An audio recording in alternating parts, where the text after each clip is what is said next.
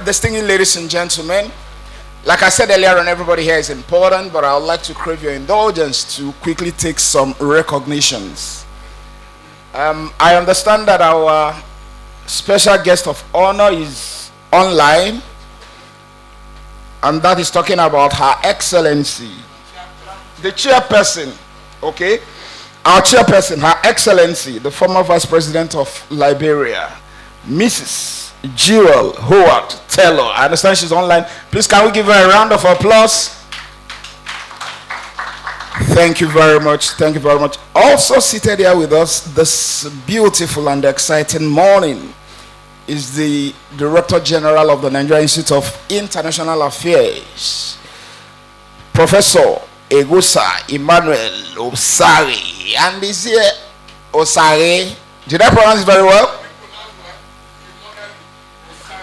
Osagai. All right. My apologies, sir. Please, can we give him a round of applause? All right. He is here with his supportive, delectable, adorable, wonderful, and incredible wife. Please, can we give our mommy a round of applause? Thank you very much. One of our icons, as far as journalism and broadcasting is concerned, in Nigeria, in Africa, and in the world, is also seated here. He's my father. When my father died, I inherited him as my next father. Prince BC Olatilo. Please, let's give him a round of applause. A polyglot. Thank you very much, Bob D. Also seated here is one of my closest friends. I've known him now for over 25 years. Currently, he's a senior special assistant to the governor of Akwa Ibom State, a former editor of Ovation.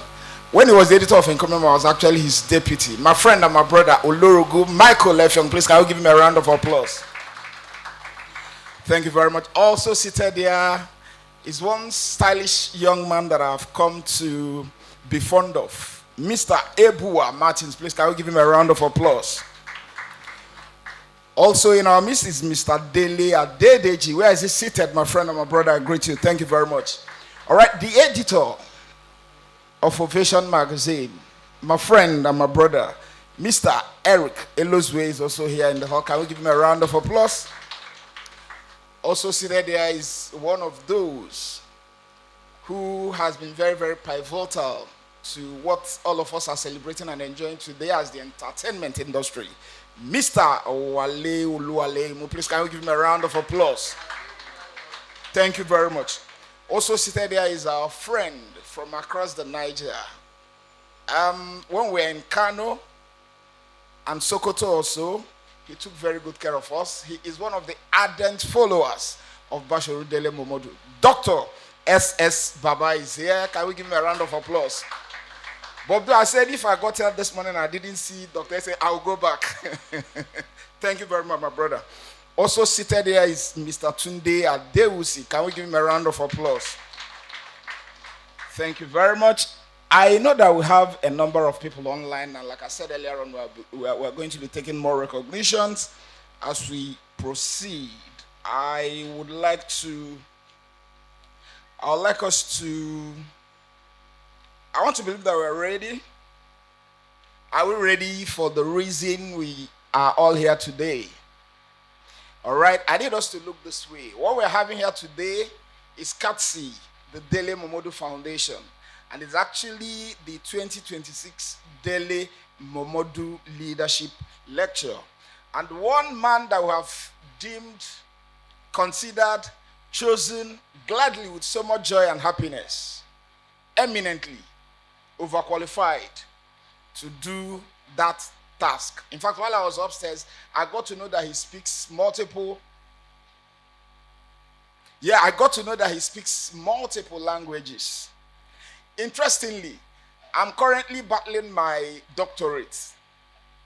So while I was discussing with my professor yesterday, he told me that he supervised his own doctorate because I told my professor that I'll be coming to Ibadan for a program. He said, what was happening? I said, no, professor is coming here. He said, what did you call his name again? I mentioned his name. He said, Prof supervised his own PhD program.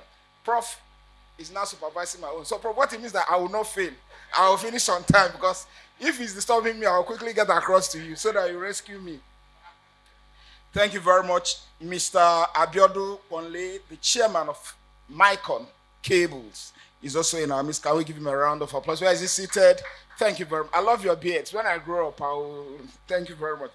Also seated here with us is Mr. Sheung Fakorede. Where is he seated? Thank you very much. The people over there at the control room, is our chairman ready so that we can hear from our chairman before we go to the guest speaker? Is our chairman ready? Our chairman is not ready. All right. I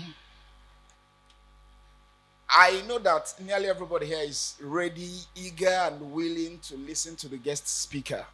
Most so when the topic of discussion is very, very pertinent, crucial, and timely, especially at this point in time where some of our brothers and sisters have been subjected to some inhuman treatment outside the shores of Nigeria. Is our chairman ready? Is our chairman ready? All right. So I need to put everybody. All right. Thank you very much. Thank you. Thank you. You know, where I come from, they say where there's no way, there will always be a way. Distinguished ladies and gentlemen, our guest speaker is not only ready, he's well seated. He arrived on time with his wife, and I must commend him for that. Prof, we're very, very grateful. Thank you for showing us the way. Thank you. Thank you, because the more we move, the more we learn.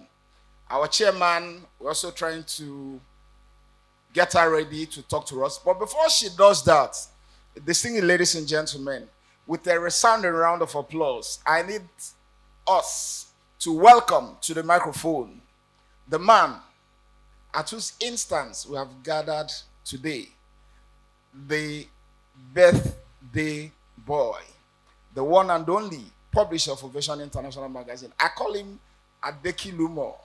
Some of his friends, especially the close ones, call him Momodu. Let's, with a resounding round of applause, welcome Bashoru Dele Momodu for his welcome address. Please don't stop clapping until he gets here. Except you're 66 years old today. If you're not 66 today,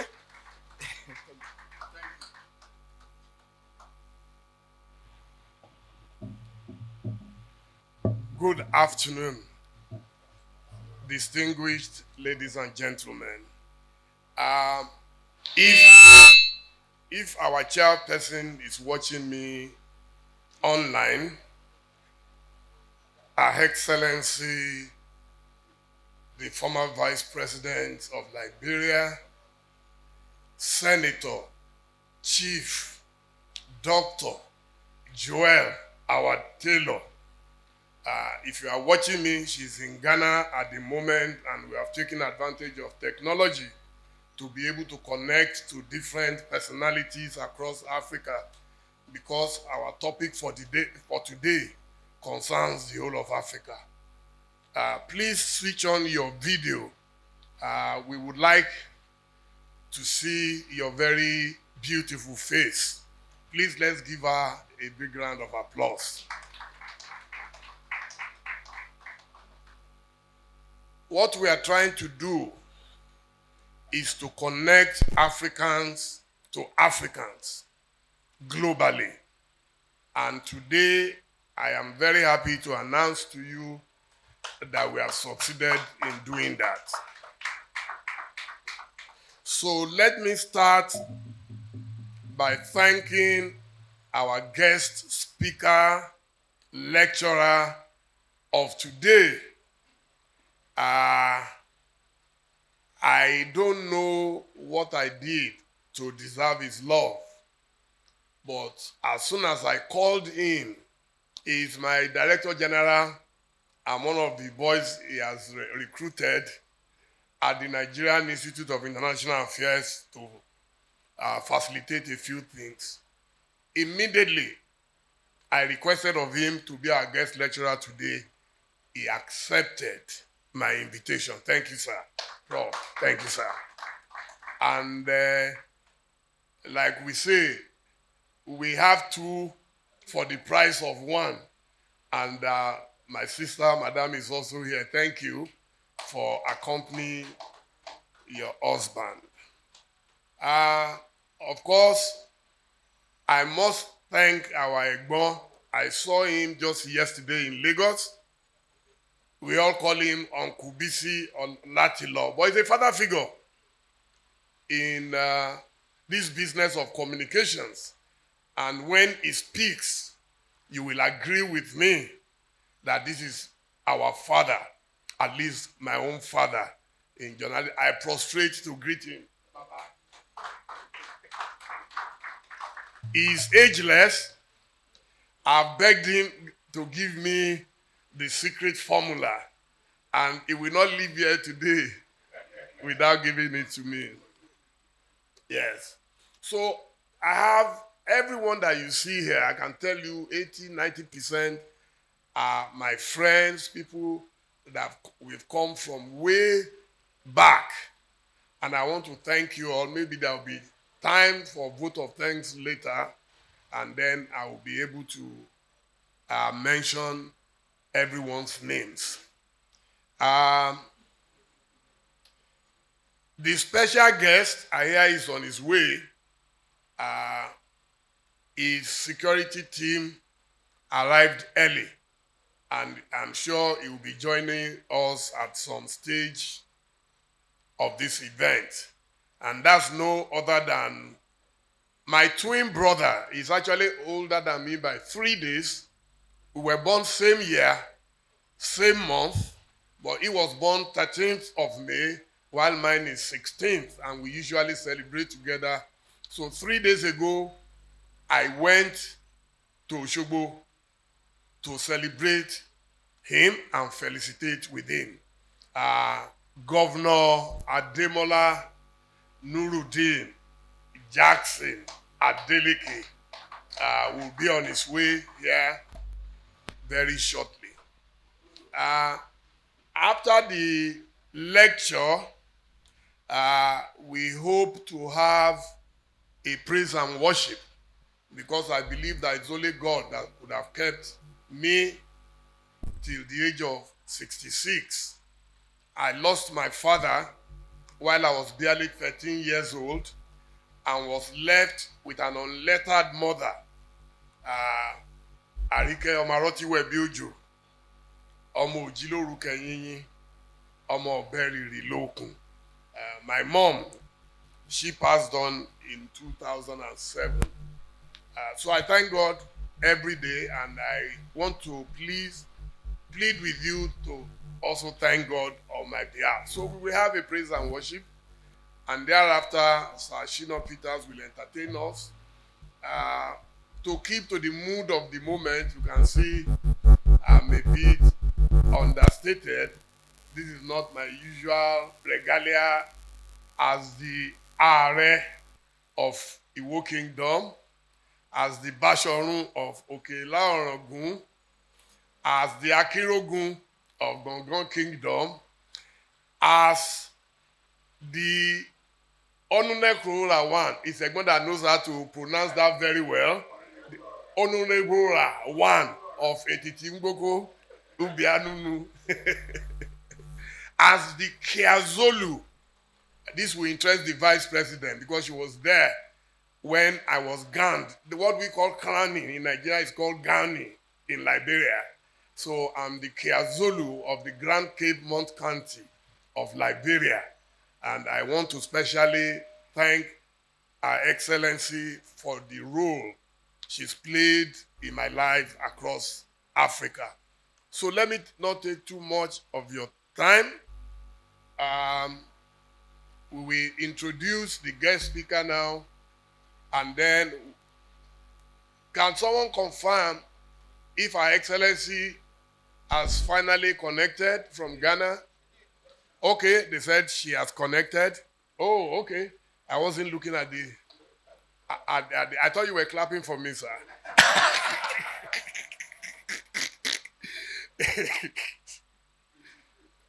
Mr. Biodun Ponle, I deliberately want to embarrass you because you thought you could enter quietly. He's one of those gentlemen that you don't see, but you can feel his presence all around you. Thank you, Biodun, for being my very, very special brother. I love you, and you know it.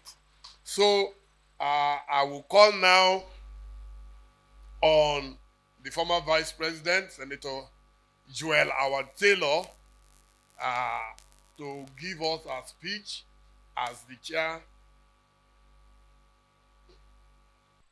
Okay. Us, we've come a long way together. She was the first lady of Liberia, married to President Charles Taylor.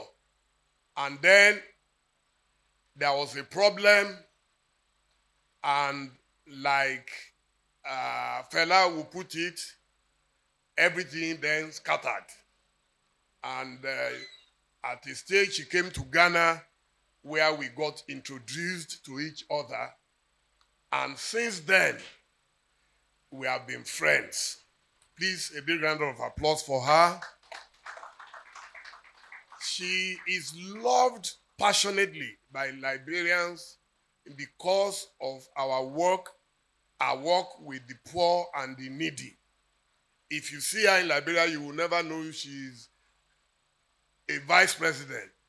She's going and mixing and mingling with the ordinary, the downtrodden, what Marxists call the lumpen proletariat, you know. And because of that, even despite the fact that her husband lost power, she soon became a senator. And from being a senator, she also became a vice president. And as vice president, she also doubled as the Senate president, according to the Constitution of the Republic of Liberia. Please, let's keep, these are not easy achievements. Madam Johnson Sirleaf was the first elected female president of Liberia and Africa, and Mrs. Joel Howard Taylor also became the first vice president, female vice president of Liberia. Please, another. And she's still young enough, so she's vibrant, and I'm hoping that one of these days she will also be the president. I'm prophesying to her that she will also be the president of Liberia, because the current president of Liberia was a vice president to Madam Johnson Sirleaf, and Madam Joel Howard Taylor was also the vice president to President George Opongwea. So it is a spiritual relay race. So by the grace of Almighty God, God will answer our prayers. So I hope Madam is there and she can speak to us. Tokwe? No connection? Okay, then I think we should just go ahead with the lecture. And when she's ready, as the chairperson, she's in control from the beginning to the end anyway. So she can speak at any point in time. Thank you so much for your patience. Please, I know there are many places you could have gone today, but out of love, you chose to come to listen to a lecture. I thought this place would be empty. When they said they were going to put chairs there, I said, who will come at this time? People will come for the merriment later, but it shows the seriousness we attach to the topic. Because right now, Nigerians are being harassed, not just in South Africa, but in different parts of Africa and the world. And this one of South Africa is so topical that we have to bring the big fish himself from NIA to come and speak to us, because he's the authority on our foreign affairs policy. Nobody can say it better. Prof, please, with a big applause.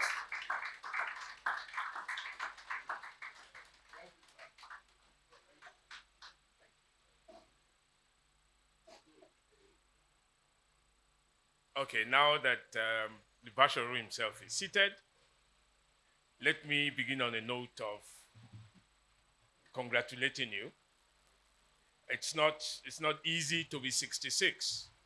You've come a long way, but you have a much longer way to go. At 66, they will say, well, you have done well, you have tried. But we know that you have a lot more ahead of you. And our prayer is that you would enter into that much more ahead of you in good health, in joy, and in celebration. Happy birthday. Let me welcome my bon who's sitting in front here. He's the only man that I know who looks younger every next time you see him. So that means that he must be doing something right. And as Basharon has said, he will not leave here today until he shares that secret with us. You see many people, beautiful faces, everyone. And I'm excited because this story that we are going to be exploring together today concerns all of us. So if you're wearing a beautiful face, it means that there is hope. A long time ago, Kwame Nkrumah had hope like this. He actually didn't stop at saying Africa should unite. He espoused the notion of a United States of Africa, much more in the mold of the United States of America. He thought that someday Africa was going to be one. And I'm sure that at that time, there were those who would have been dreaming who would be first president, who would be vice president, who would be prime minister of Africa. But this is very interesting because the unity of Africa is a unity that we haven't stopped to ask ourselves, how did this unity come into being? It is easy to say all of us today are Africans. But that was not always the case. In fact, Africa is a geographical name, a geographical identity, an expression that was given by navigators. And when you hear Houghton Africanus and so on, it was to suggest that there is a part of the world that is referred to as Africa. So this Africa is a geographical identity, that we all have. Now, you think of it.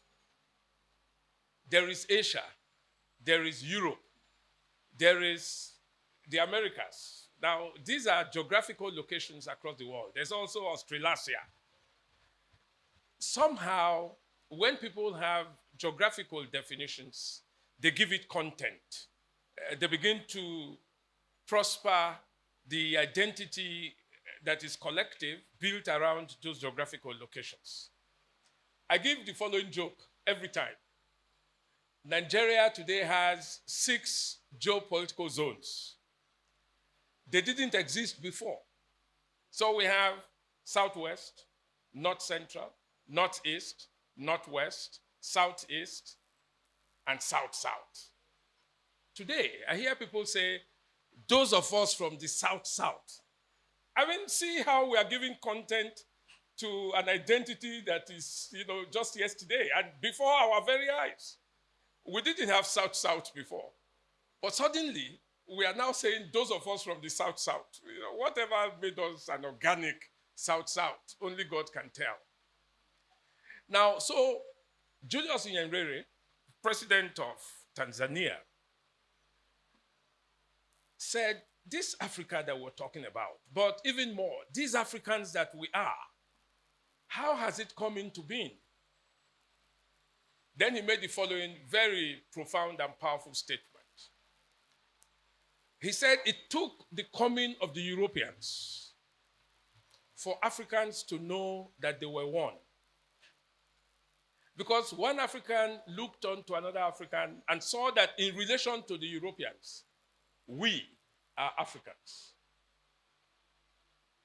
Now, this identity, therefore, is like, if you like, a child of circumstance, geographical circumstance, but also content circumstance. So when Kwame Nkrumah says, we want the United States of Africa, he's still in the mold of saying, we want a proper African identity, the one that will make all of us.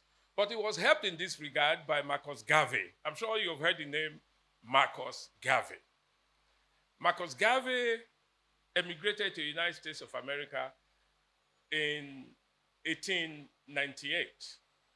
And by 1900, he was asking the question, where is the African president? Because coming from Jamaica, he had an African identity. This was an African diaspora in the Caribbean. But he looked forward to this Africa. And so he got to America and he says, where's the black president? Where's the black chief of army? Where's the black chief of navy? Where's the black chief of air force? And then, not finding any answers to this, he says, we have to look to Africa. And if we want to be ourselves, to actualize our identities and give content to what geography has carved out to be, it is to Africa that we must look.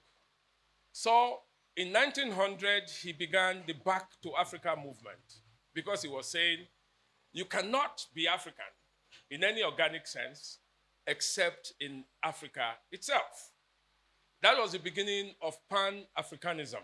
And Pan-Africanism had as its main theme African unity and African integration. So over the ages, since 1900, since the days of Marcus Garvey, and since the Kwame Nkrumahs and the Jomo Kenyattas and the Julius Nyerere's and all of them, we've been in the mold of becoming Africans. But one thing that has historically stood in the way of not realizing the self-actualization that we are all Africans is this very dangerous thing, xenophobia. Now, how Africans have eaten Africans, denounced and demonized themselves, and insisted that wherever we are, other Africans cannot come in. So what we find today, whether in South Africa, or in Ghana, or wherever, it's not new. It's a movement that has always stood in the way of African integration and African unity. And I'm going to suggest to us that this obstacle, this danger of xenophobia, is not only external, it's also internal. And you will see why in a short while. Because if you think, as Nigerians, that we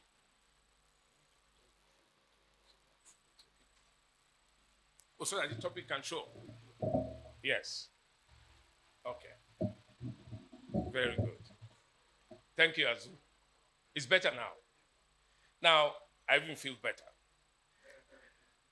So if you were thinking as a Nigerian, that what we are seeing in South Africa and in Ghana is so unjust and yet so far from us, you only need to be reminded of our history that led up to the Civil War and our history that has followed the Civil War, and why in several parts of our major cities we have strangers' quarters.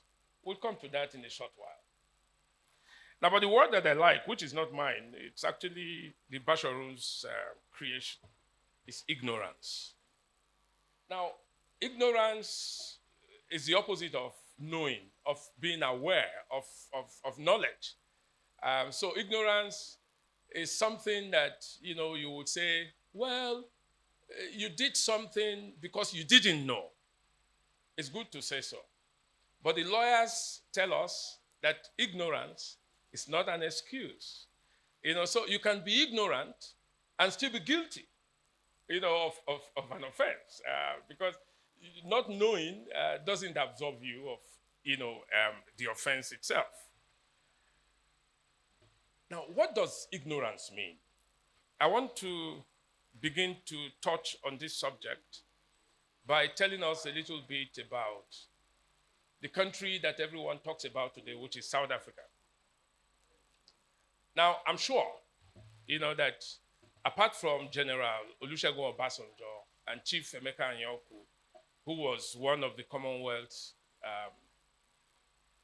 members of the Eminent Persons panel, I would have been one of the first Nigerians not only to step by foot on South African soil, but also to settle there. I went to South Africa in January 1994, meaning that I saw the last 4 months of apartheid South Africa, the last 4 months. Now, the first thing that shocked me, which would help us to understand what ignorance means, is this. You couldn't get BBC throughout South Africa. You couldn't get VOA throughout South Africa. If you were in Ibadan, you couldn't get the same TV station or radio station if you were in Ife. So every place was jammed and every place was locked. So it was impossible for South Africans living inside South Africa to know a lot about the world outside South Africa. Apartheid, that system, was very scientific. I want you to understand that. And part of the enabling environment, actually the institutional framework for perpetuating apartheid, was how South Africa got closed to the rest of the world. Now, I was shocked because I talked with several, comrades in South Africa. They had never heard the name Sonny Okosun. Now imagine, and Sonny Okosun for us, was one of the frontliners of the liberation movement. Fire in Soweto. He brought South Africa and all of the evil of apartheid in South Africa and in Zimbabwe. He brought all of those things home. But not one person inside South Africa knew the name or had ever heard the name Sonny Okosun. Nobody knew. Fela? No, that was even worse. Nobody had heard the name Fela. And nobody knew anything about Fela. Now, 3 months down the line, and having met the BC Olatilos of South Africa at the time, I was shocked one night. It was past midnight.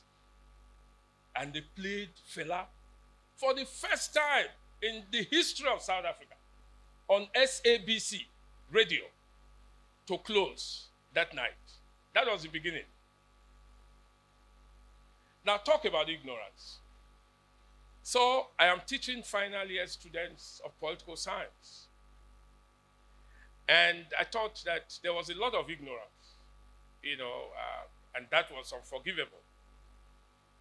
So I put an African map, on the board.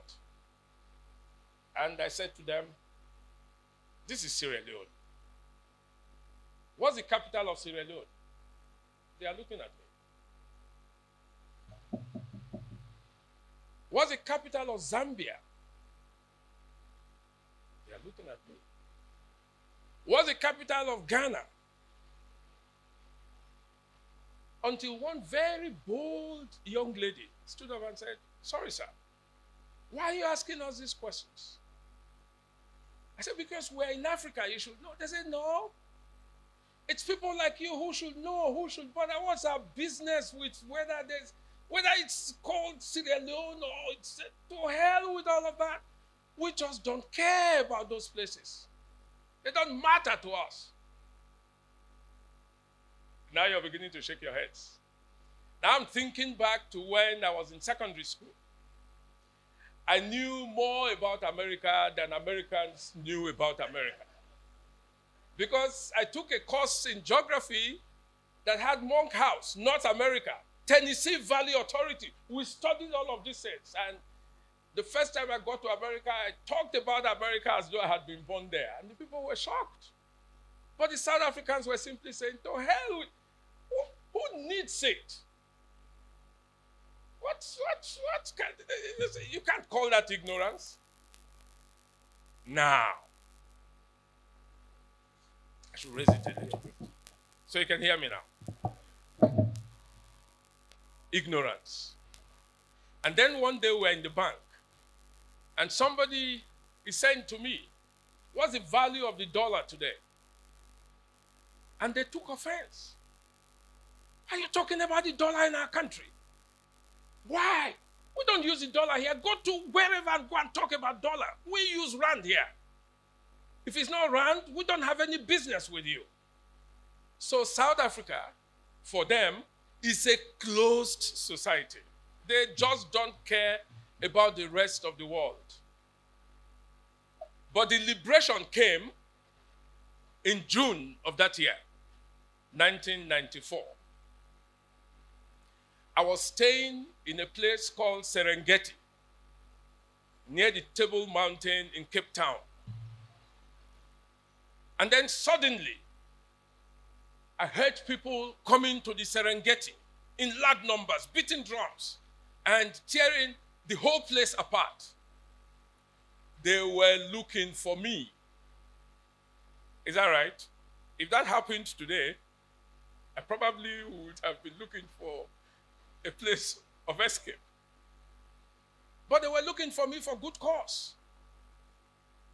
You won't believe it. That night, Nigeria beat Bulgaria 3-0 in the World Cup. And this is how South Africans started to discover Africa and Nigeria. For them, especially the few black South Africans, this was Liberation Day. That was the day ignorance fell apart. And they got to see Nigeria. And every black South African was Nigerian. They held themselves high up in the skies and praised Nigeria. And beginning the following week, every South African black wanted to have something to do with Nigeria. You know, those of us who talk soft power diplomacy, this is where it is. Now, South Africans, the blacks, because of what we had done in the World Cup, now discovered football as a means, an instrument for showing that they had also arrived.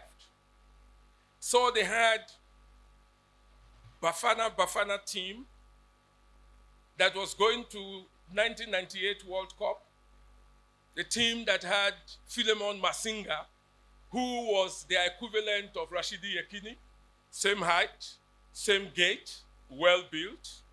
They had all of those players.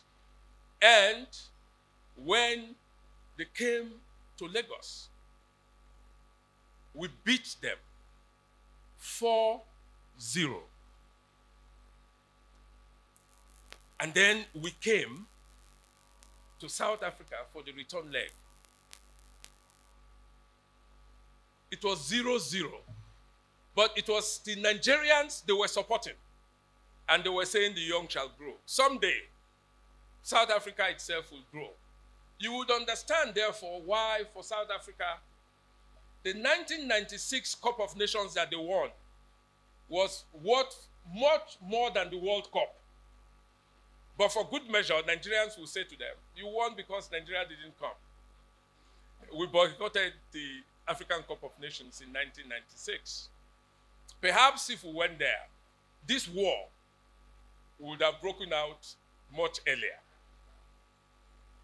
But let me anchor this ignorance, telling us what a Nigerian did in 1994 that brought the era of ignorance to an end. There was a Nigerian goalkeeper called Willie Okpara. Willie Okpara was goalkeeper of Orlando Pirates. There are two famous teams. Now, Mamelodi Sundowns has joined, but The two famous teams, the traditional teams in South Africa, are Orlando Pirates and Kaizer Chiefs. If Kaizer Chiefs and Orlando Pirates are playing, it's a civil war. And the goalkeeper of Orlando Pirates was a Nigerian, Willie Okpara. On that day that innocence came to an end, a white player playing for Kaizer Chiefs did what they would normally do. They would push down the black player and they would rough handle them and get away with it.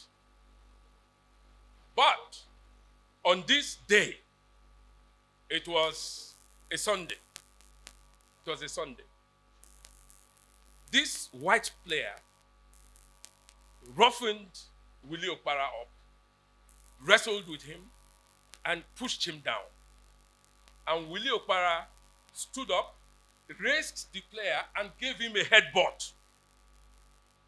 That was unprecedented in the history of South Africa. The next day, the Daily Star had a screaming headline, "Send all the Nigerians home now."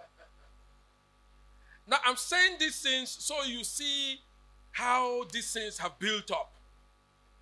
From love to more love, to love lost, to hatred, to hostility, and to rivalry.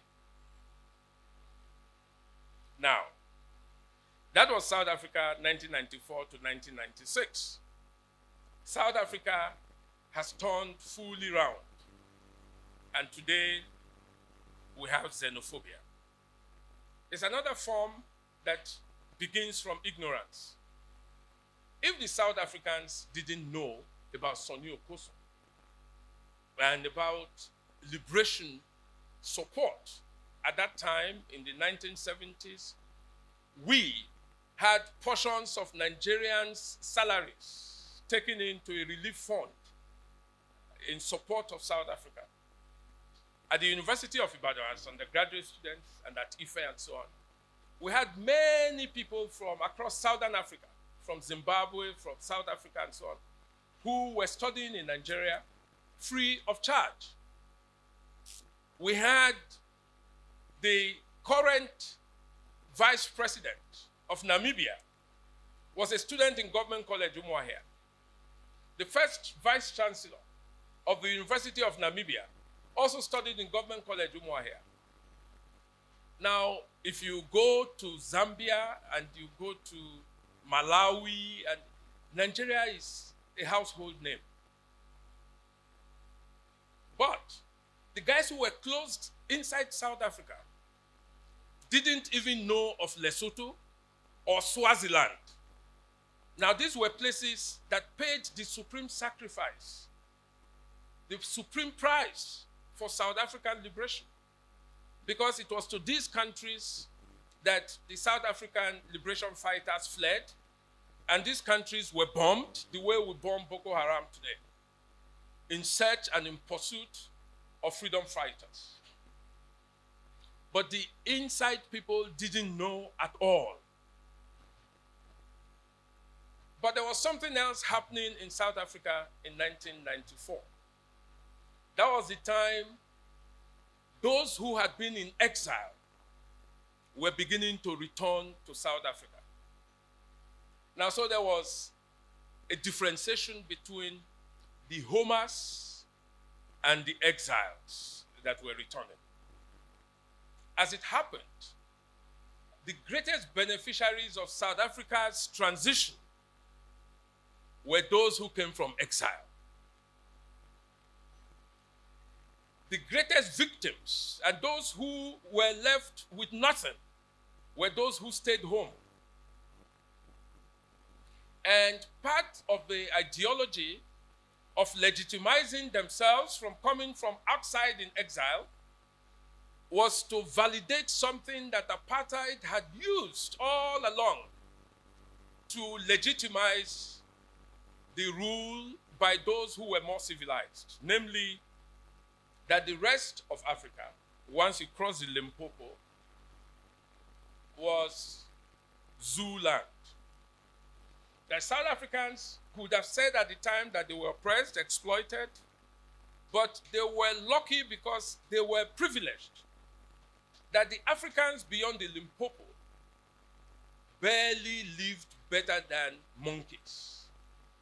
That we didn't have toilets, we didn't have schools, we were poor in the extreme, and so on, all of those gory tales. These were the things told to the South Africans within. And those who had been in exile were the first to say to the homers, don't mind these people. When you see them doing so well in the World Cup, don't envy them. They don't have anything. Exactly. So it is the people who came from exile that actually helped to demonize, for whatever reasons, those that were within. But let's pause there. Let me tell you one more story about ignorance. Between 1994 and 1996, car hijacking, the car robberies, were very high in South Africa. That was the rate. And intelligence suggested that many of the cars that were stolen and hijacked were taken beyond South Africa's borders, into Mozambique, into Angola, into Zimbabwe, and so on. That was established. But then, in the search for the perpetrators, these criminals, they kept looking out for blacks who were driving vehicles across the border. Because the color of crime everywhere in the world is black. If there's a robbery in a neighborhood in America, anywhere today, the police will first ask, did you see any black person around here? Because the color of crime is black. So these guys went looking for the criminals. And this thing went on for a long time. Until the bubble burst. They found out that the real car hijackers were white South Africans. Okay? But then it told us something about the evolving political culture of South Africa, which is also worth noting. South Africans hold other people responsible for whatever is bad in their society. That's the history of the country. And it's a deliberate political culture. South Africans are very innocent.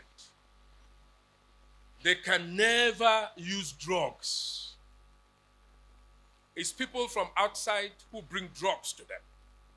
When that lady, who was Lady of Songs, Vulundlela, do you remember that song? What's her name? Brenda Fassie. When Brenda died, she had drug overdose. But you know what they said? Her chief security detail was a Nigerian. So it was this Nigerian that introduced her to drugs and was supplying her drugs.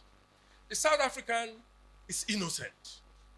It's innocent. It's outsiders, these strangers, that come in to spoil them. Now, that is part of the hangover of apartheid, which demonizes outsiders.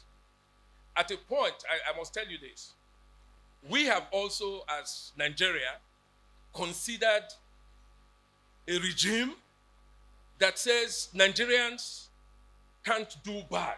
It is people who are not Nigerians that come to do bad for us, to spoil Nigerians. Basharum can attest to this. The first armed robbery in Ghana took place about 20 years ago. And the guys said it's not surprising that the guys who brought armed robbery to Ghana were Nigerians. So you can see that there's a pattern everywhere of people who hold strangers responsible for their own headache. They are always looking out for where the problem does not exist. There's a story I like to tell all the time to illustrate this. It's the story of the drunkard in Zimbabwe who was so drunk he lost his money. And this was dark, early in the morning, and he was going home. His friends saw him. He put the torchlight on and was searching everywhere around there. So they came to him to say, what's the problem? He says he lost money. Where did you lose money? He says, that side. Why are you searching here? He says, because light is here. Now, so this is the thing.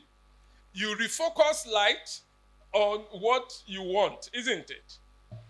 Okay, now let's go into the classroom. There's a theoretical basis for everything that I've described in South Africa. And theory begins from generalizations.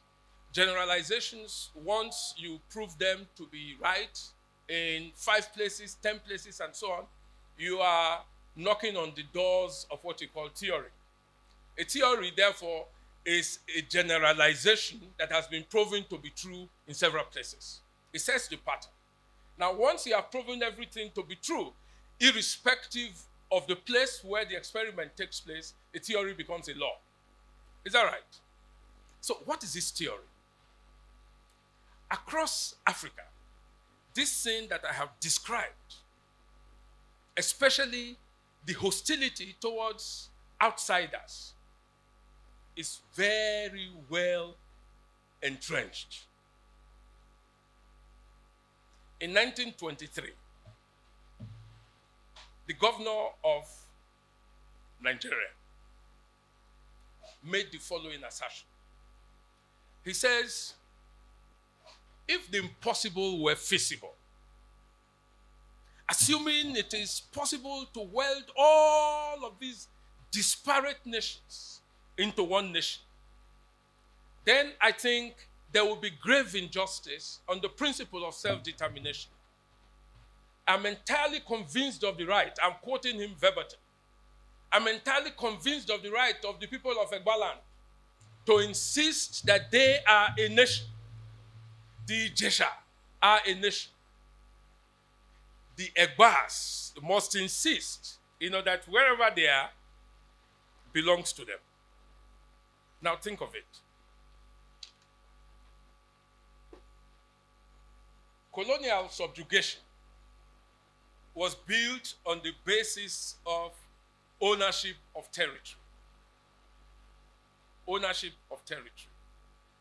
So in that statement, the governor was saying, the Egbas should insist on exclusive monopoly of their homeland and keep the Jeshas out and keep the Ibadans out. Let everyone have his homeland. Is that clear? Where he would be king. Now, the first Europeans that got to northern Nigeria had a problem because the emirs were saying, we don't want what Boko Haram came to represent later. Western civilization is a sin, is bad. Was that long ago entrenched in the place. We don't want Western influences here. And they say, yes, we won't allow Western influences where you are. When the strangers, those they called veranda boys and girls from the south of Nigeria, if they came, we would put them inside encampments. What started as Sabongeri, strangers' quarters, so that they would not contaminate you. We'll put them there. Now, each time there was a backlash on cohabitation, coexistence, it was to Sabongeris that the people turned. Is that right? That's xenophobia. That's internal xenophobia. And you can see that subsisting till today. In many cities in Nigeria, we keep Northerners out.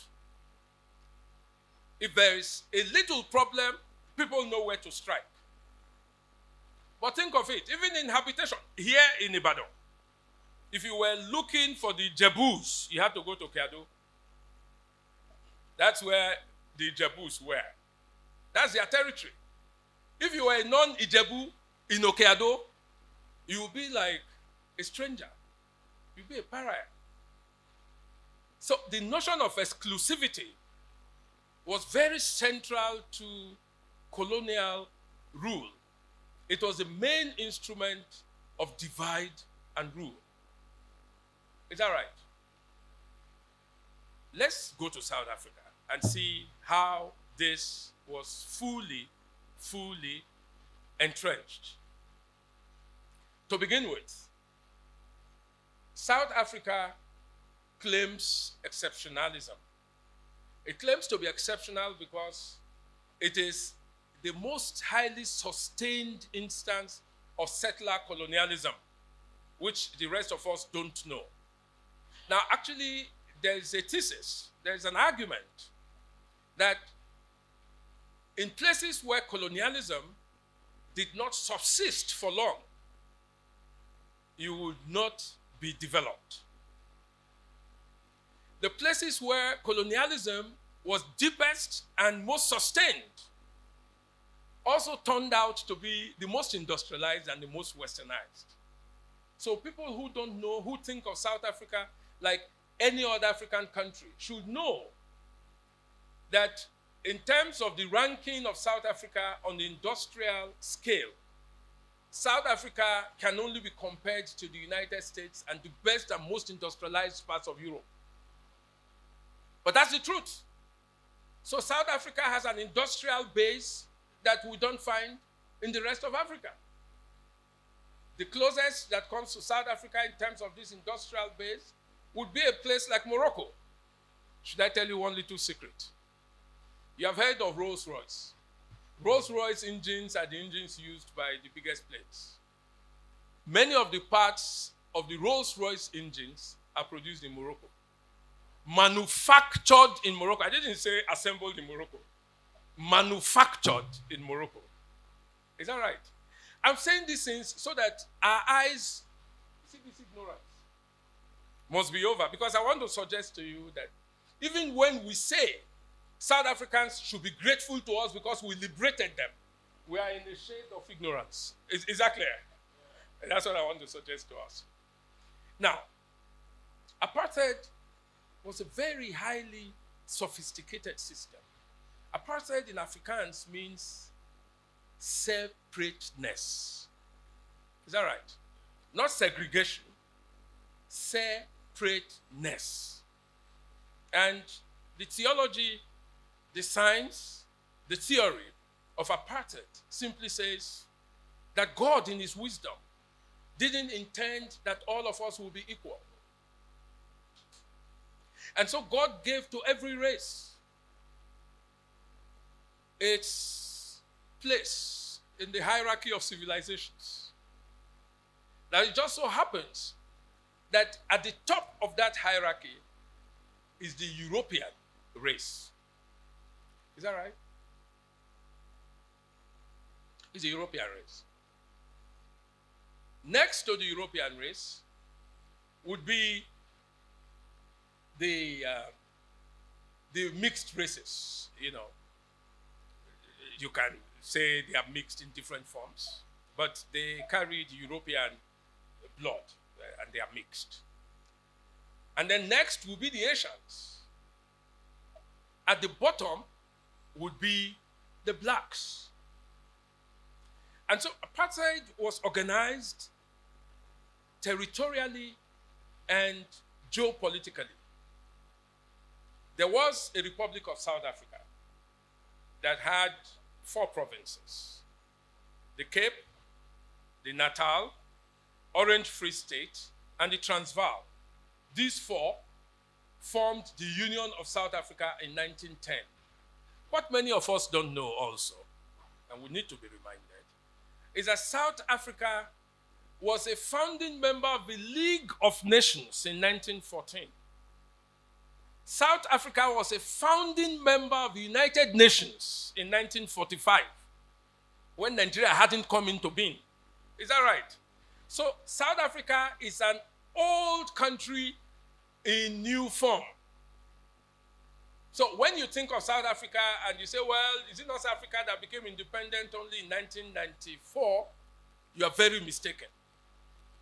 It's an old country, almost as ancient in that hierarchy as Ethiopia.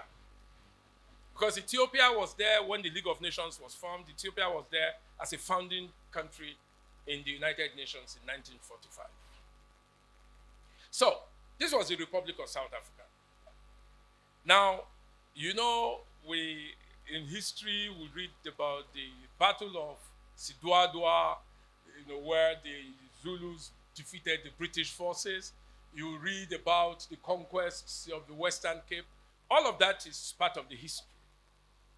But the struggle for control and state ownership in South Africa began from the moment the Boer trekkers moved into the hinterland territories of South Africa. The question was, with such superior force as the Boers and the Afrikaners and the British then had, because all of these times, the whole country was a colony of Britain, the way Nigeria was a colony of Britain. South Africa was a colony of Britain. And it was a colony of Britain until 1961. Okay? Now, when apartheid was adopted by the Nationalist Party as ideology, they then decided it was time to give geopolitical resonance to separateness.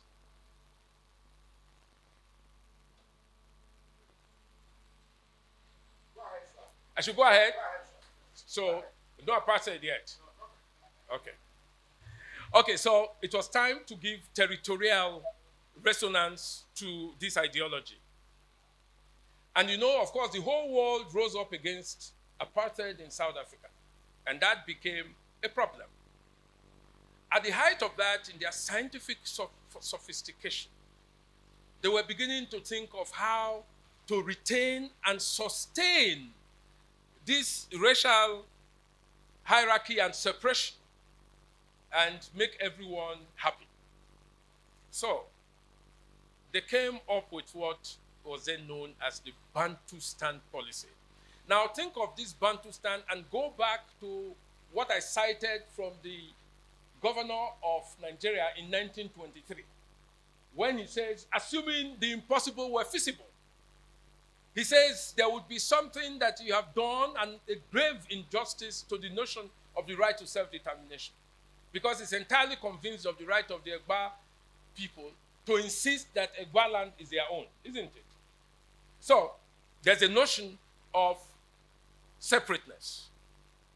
So they said, what we will do is for you, black people, you cannot belong to the Republic of South Africa. We will reorganize you into your homelands where you would have your right to self-determination, and we are ready to grant you independence. And so, on the basis of ethnic affinity and linguistic affinity, 10 homelands were created. 10 homelands. Now, these homelands had distinct ethnic identities. And the South African government said to the homelands, we'll give you your independence so that you won't come and be part of South Africa. Is that right? So you will have parallel countries, the way the rest of Africa is organized. So they gave it up. They had what they call referenda, asking the people to vote if they wanted to have independent statehood. 4 of the 10 homelands accepted independence, what was called nominal independence. They were then called the TVBC states. V is Venda. Venda is next door to Zimbabwe. They also attained independent statehood. B is Bophuthatswana. Bophuthatswana also attained independent statehood. And C, of course, is Ciskei. Ciskei is next door to Transkei. Both make up the Eastern Cape today. They gave them nominal independence. Now, just an aside, the apartheid regime had said, you don't have the level of civilization that will make you lay claim to being part of South Africa. So we'll give you your countries. Within 1 year of Transkei becoming independent, the government of Transkei was overthrown in a coup. And then they said, you see why? If we brought you to South Africa, this is what would happen. So you belong where you belong. But there was serious damage done in the creation of these homelands. And that is the historical foundation for today's xenophobia. They said to each homeland, this is your exclusive preserve. Nobody else comes in here. Transkei is for Transkeians, Ciskei is for Ciskeians, Bophuthatswana is for Tswanas, and Venda is for Venda people. There was a fifth homeland that didn't quite accept independence, but was, a glorified independent country. That was KwaZulu. KwaZulu, where the famous Mangosuthu Buthelezi was prime minister.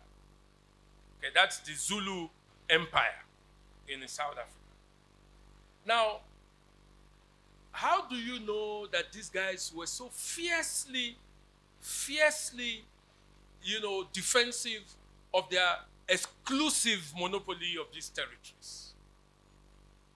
If somebody came from Transkei into KwaZulu, they will take up spears and arrows and bows and guns and push them out the way they push out foreigners today.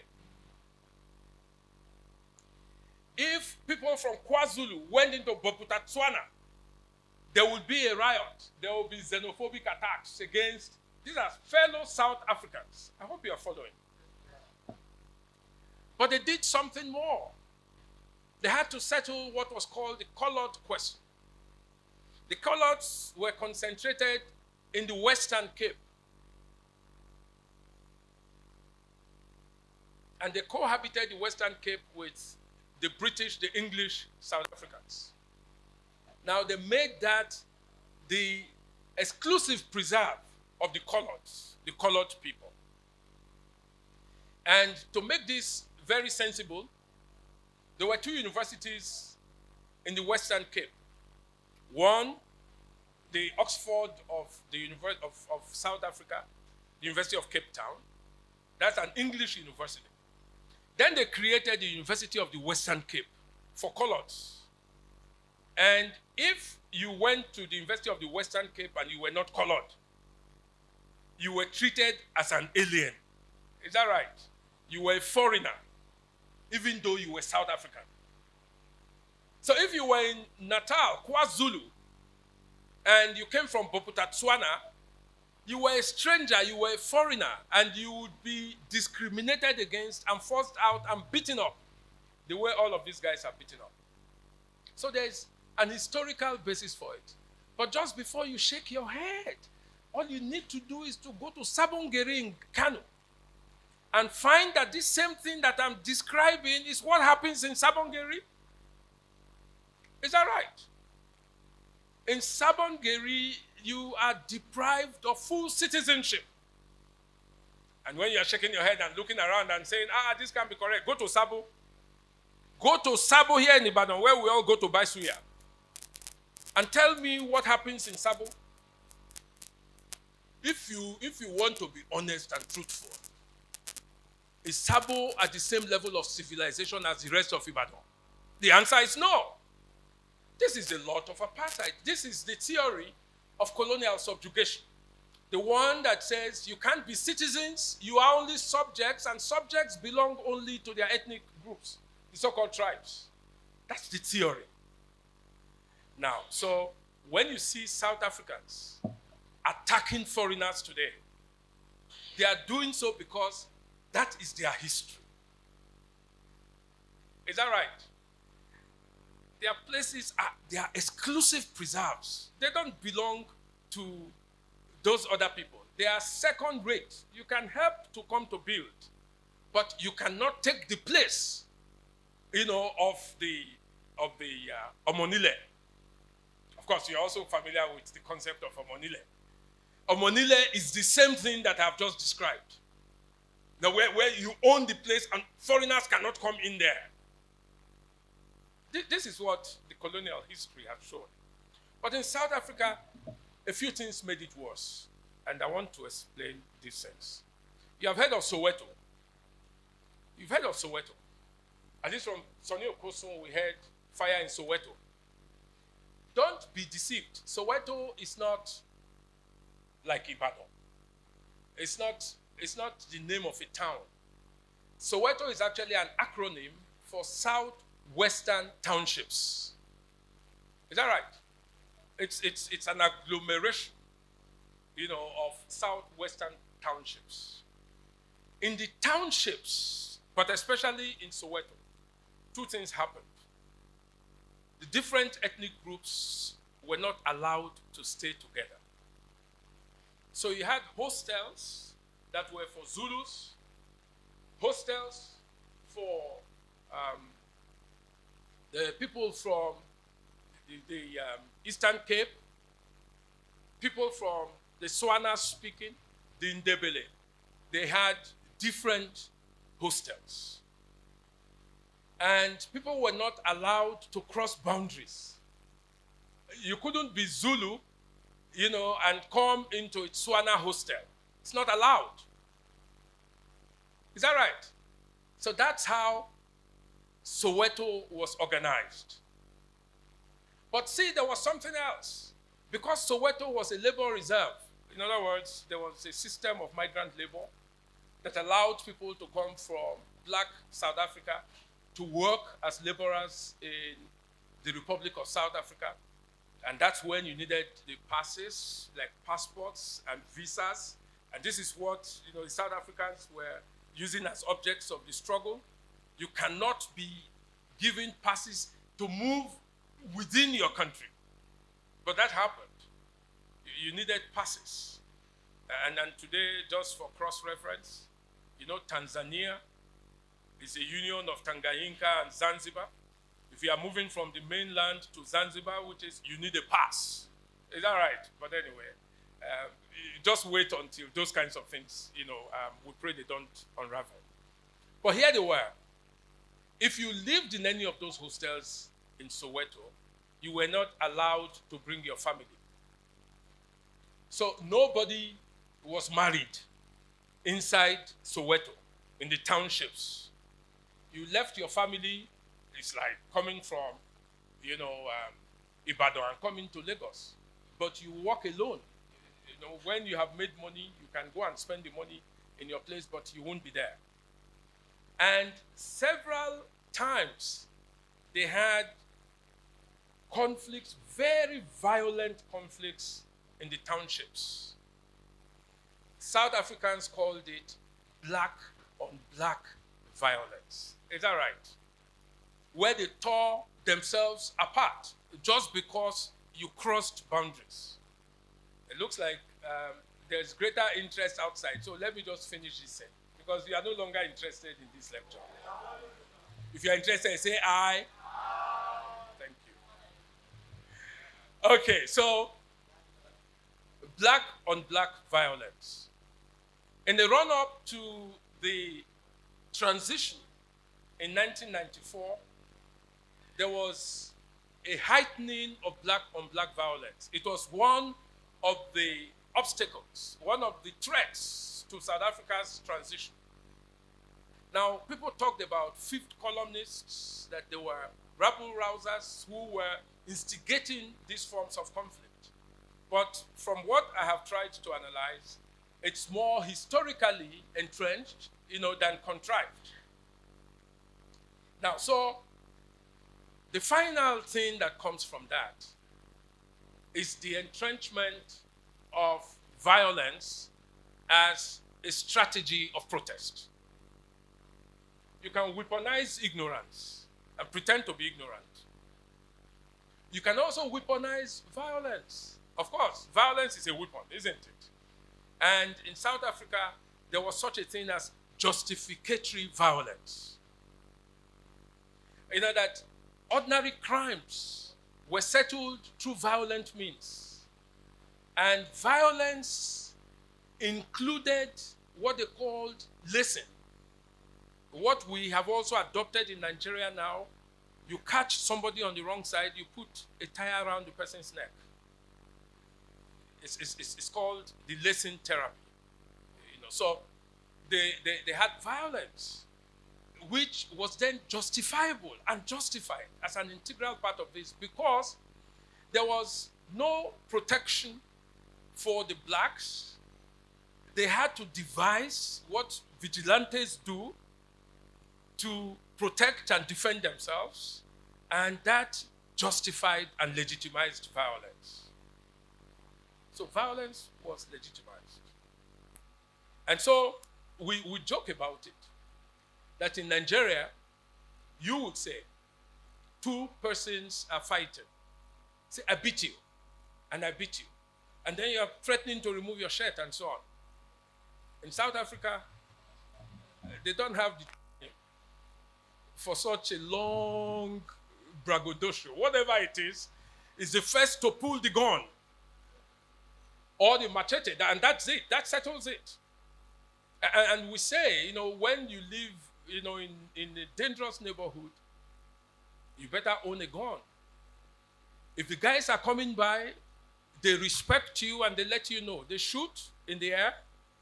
If they don't get any response, then they know that this is good for attack. But if they shoot and you respond, then they say, oh, sorry, and they move on. So there is a culture of violence, that has been generalized, and people have owned weapons over time. And maybe in this transition, it's also good to remember the children of Soweto and what happened in 1976. When they then rose up in arms and took over from their fathers and mothers and grandparents and said, look, you know what? Leave this struggle to us. And they took over ever after. Now let's come to the present. Why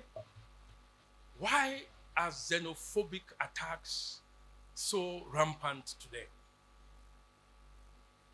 Why is there so much hostility towards outsiders? The first thing to say is that it may be most prominent and conspicuous in South Africa. It is not South African at all. You will find it in Congo, you will find it in Ghana, you find it in Gambia, you find it in Sierra Leone, you find it everywhere. You find it in Nigeria, amongst Nigerians, within Nigerians. Now, some say this is actually traceable to the contradictions of global capitalism and globalization. The fact that the more we have progressed, the wider the gaps that we have had between the rich and the poor, and the sense of relative deprivation. The relative deprivation just simply means, that there is nothing like absolute deprivation. People are not absolutely poor. People can only be poor in relative terms. You are deprived when you see other people that are doing better than you, and you cannot find any reason why they are doing better than you are doing. That is relative deprivation. It's a perception thing. And relative deprivation can lead you to doing things that you shouldn't be doing. Let's welcome His Excellency.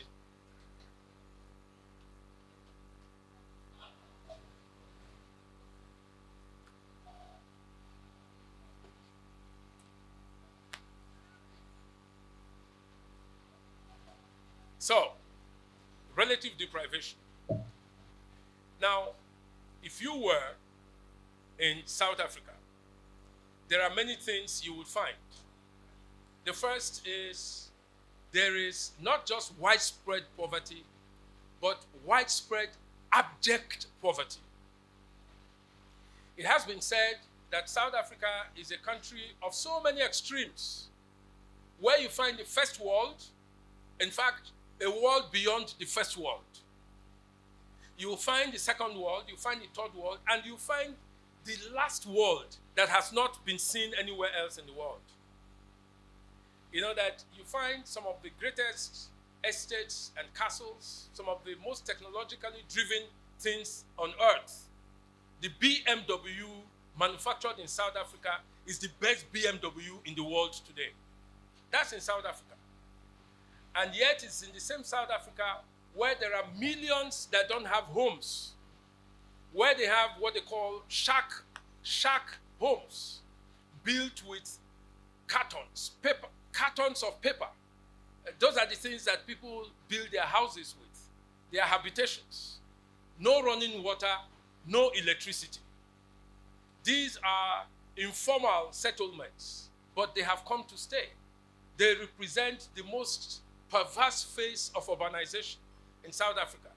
It is these people who find themselves out of school, out of employment, out of security, and out of protection. Now, the other day, somebody was talking about single parenthood. You've heard of single parenthood. Now, in South Africa today, there is now juvenile parenthood.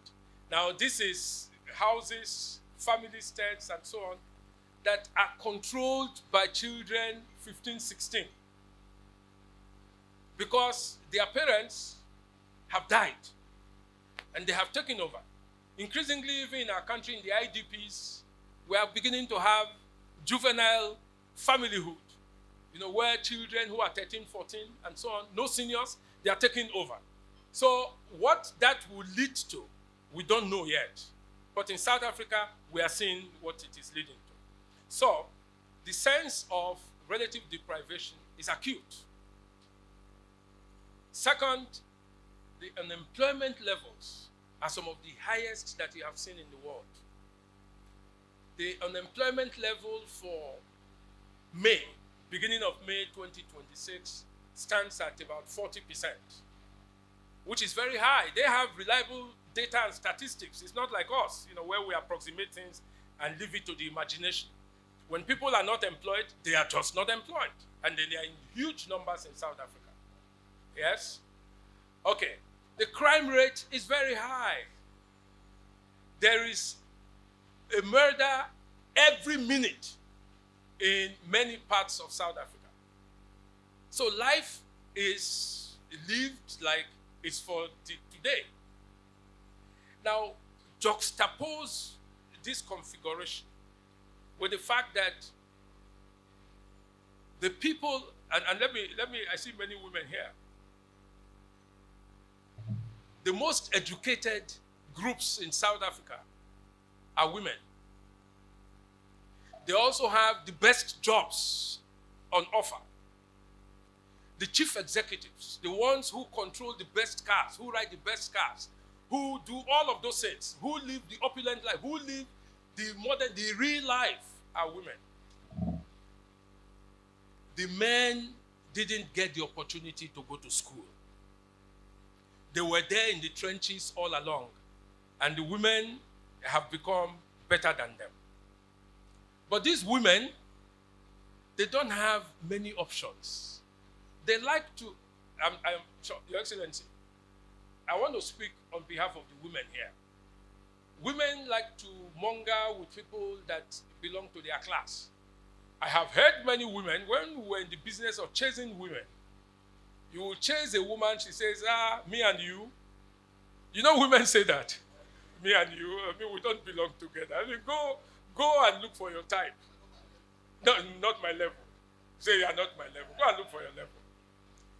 So, the women find very few people at their level in South Africa.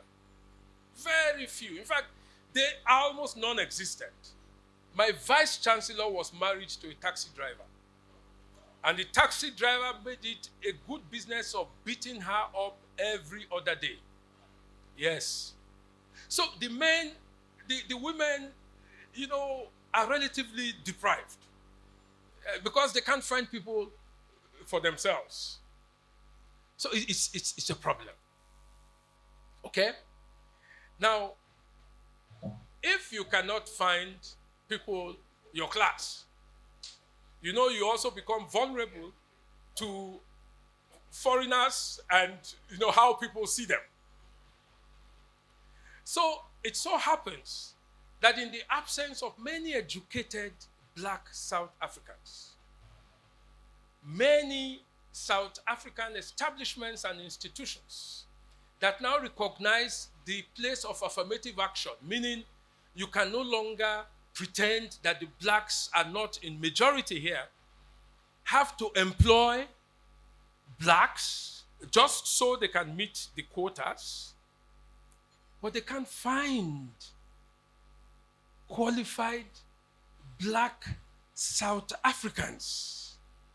So if you go around the universities and the technicons and so on, you would find most of the professors and lecturers from other African countries. Now, there is xenophobia at those high levels, but the xenophobia is more pronounced at the lower levels. Because as I said, those people in the shack buildings who don't have a life at all cannot be employed, they are unemployable, and so they are in the informal sector. One of the things we have ahead of them is that we have had our informal sectors so highly developed over time. There are people that have sold second-hand clothes all their lives. They've never had anything to do with government. This is our country. Is this not true?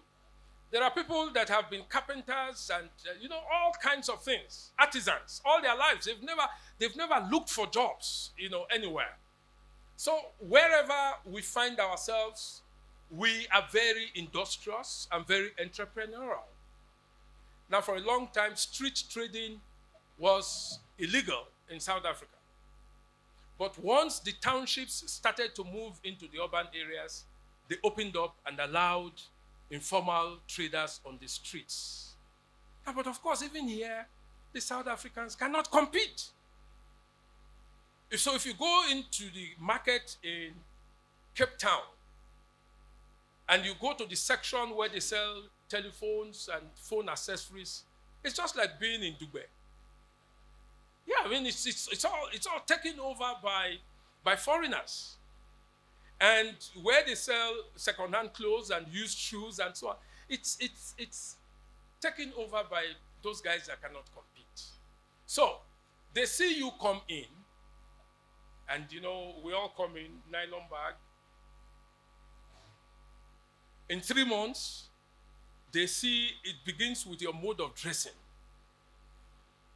The rest of these people from across the Limpopo have a sense of when you are there, you live the life. Is that not what you do? And those guys have never seen such things. So you provoke them, seeing you. And they are doing it. And mind you, I'm sorry, I'm very gender sensitive. But that also becomes an issue, where the women are going to. Where the women are going to.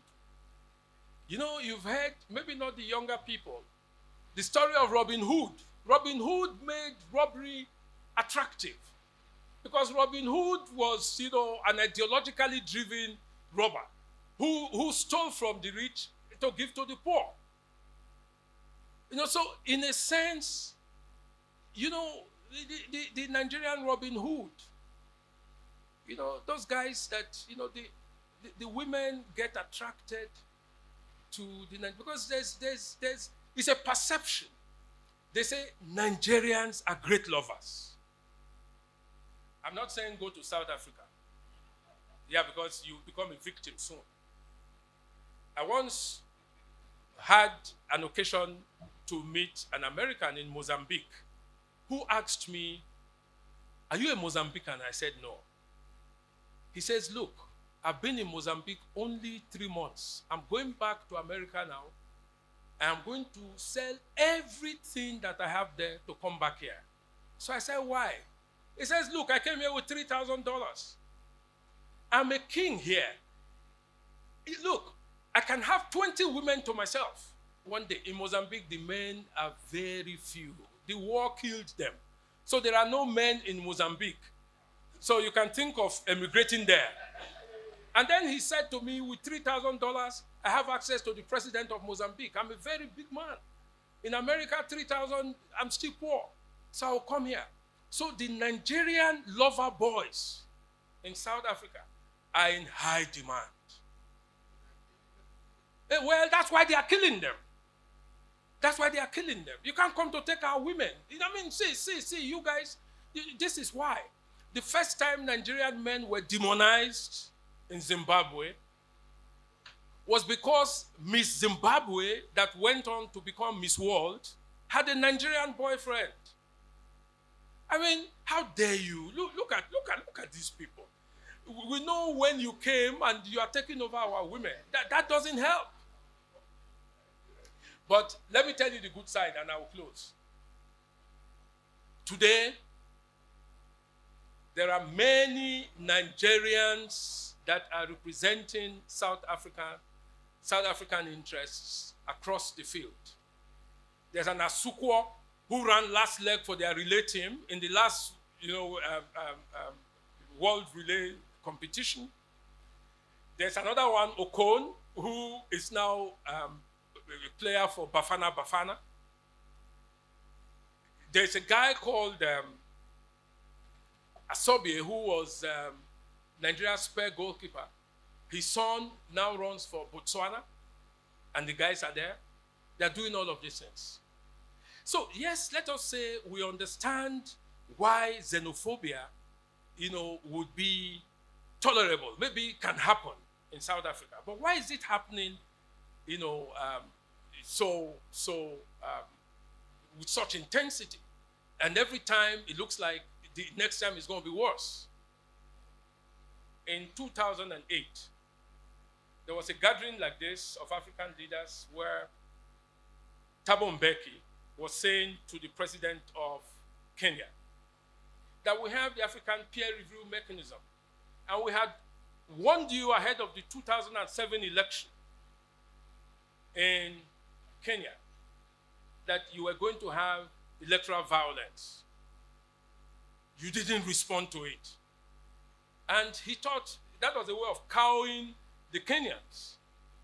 But the Kenyan journalist then said, "Your Excellency, in 2007, we gave you early warning that there was going to be xenophobic violence in South Africa. Did you respond to it?" And the man said, "Oh, no. These are two different things.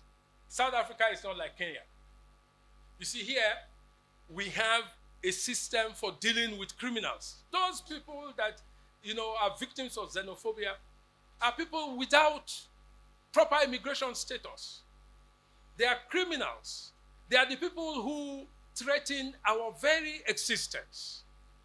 Now, so when a president says that in full public glare, is that not a way of legitimizing xenophobia? Now, more recently, President Cyril Ramaphosa was saying the challenge of xenophobia, it's not a South African challenge, it's an African challenge. If the African countries were governing well, people would not be coming to South Africa. It's probably true that if we are not governing well, people will run away. But you must say, how do we address that? And then Thabo Mbeki said, the reason is that our police lacks the capacity to cope with the rates of crime. And so the people are simply rising up to protect themselves. So what you call xenophobia is actually self-protection. Is that right? Such an irony. But anyway, I started with the dangers to African unity and African integration. I talked about the dangers of ignorance. If you're a Nigerian, saying, why is South Africa paying us back in such bad coins after all we did for South Africa? Even the United Nations Secretary General most recently said so, reminding South Africa the sacrifices that the rest of Africa, made on behalf of South Africa. The South Africans will simply tell you, there's no free lunch, the Americans say. Our president most recently said, you put your money where your mouth is. If the reason you came wanting to help us is so that you could come to reap the fruits of your labor, sorry, you are not going to be able to do that. It didn't start with South Africa. It happened in Zimbabwe. We funded Zimbabwe all the time. In fact, up to the point where we not only set up the administrative and staff college free of charge, we bought the national newspaper. I'm sure Basharun knows that. We bought the national newspaper, handed it over to the government of Zimbabwe, because we believed at the time, that Zimbabwe must stand strongly to be able to go through the challenges of independence. But see where we are today. Now, when it was time to deal with people, Zimbabwe dealt with Nigeria. The only country that hasn't dealt with Nigeria in that very extreme form is Namibia. Now, because many of the people who are ruling Namibia today schooled in Nigeria. Now, but think of it. I can show you the places where President Nelson Mandela lived in Lagos. When he went into exile, it was a federal minister that housed him for 4 months in Lagos underground. I can show you where Thabo Mbeki lived in exile in Lagos. I can show you where many more people who were in Umkhonto Wesizwe, Spear of the Nation, the Liberation Army, where they lived in Lagos and in other parts of West Africa. But today, out of ignorance, those who should have known didn't know. My final story, and I'm closing now. In 1996, I had to return to Nigeria because I needed a work permit. South Africa had changed now. So I needed a work permit.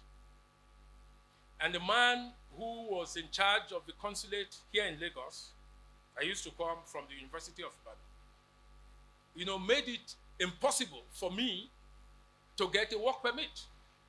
It took the personal intervention of President Nelson Mandela to take me back to South Africa. Now, finally, when he was going to give me this work permit, he said to me, you will soon see why we don't want you in South Africa. Now, I didn't understand that. It sounded like a joke. A year and a half later, I was transiting through Abidjan Airport, and I heard one man saying, Professor. I said, that must be Mr. Krause. He's the only man who calls me that way. So I went to him, Mr. Krause, how are you? He says, yes, I told you. I told you we would not allow you to go to South Africa. Now they have sacked me. You have gone to teach them. I paused for 1 minute, and I want you to think. What was the man possibly saying?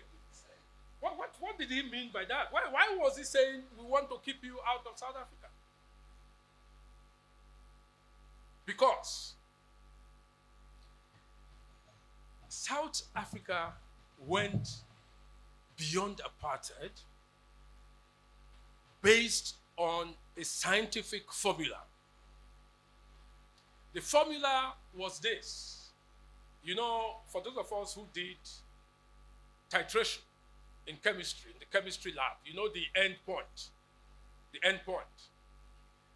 The end point, that South Africa sought after 1987. Because in 1987, the Prime Minister of South Africa went to Parliament and he said to Parliament, we have crossed the Rubicon.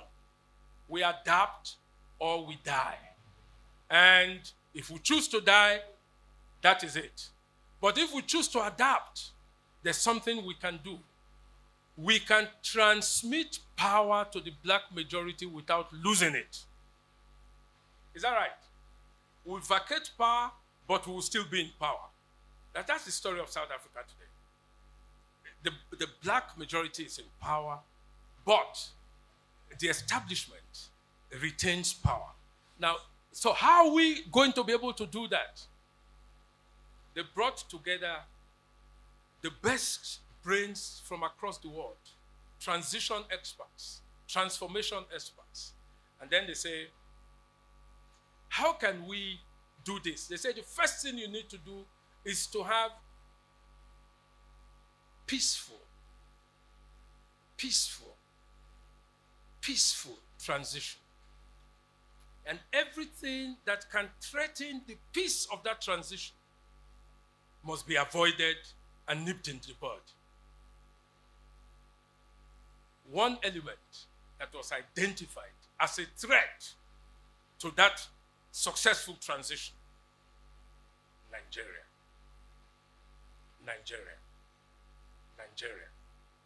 Because we are guilty of one thing. You want to hear it? The white man believes that the average black man is less than human. So the average white man is apartheid personified. Separateness. Apartheid says there's a hierarchy of races that has the European white at the top. And so they say, if you go into a place, you don't need to be taught. You just find your level and you respect yourself. So when you respect that racial hierarchy, you are civilized. So a professor is telling me that you can see how things happen here. The queues are not for the white man. I beg your pardon. The queues, when the white man comes into a place where there's a queue, they give him the pride of place. Please go on.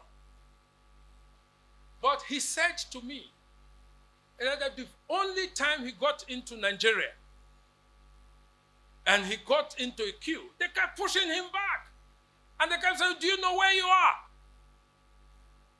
So Nigeria is not civilized, he tells me.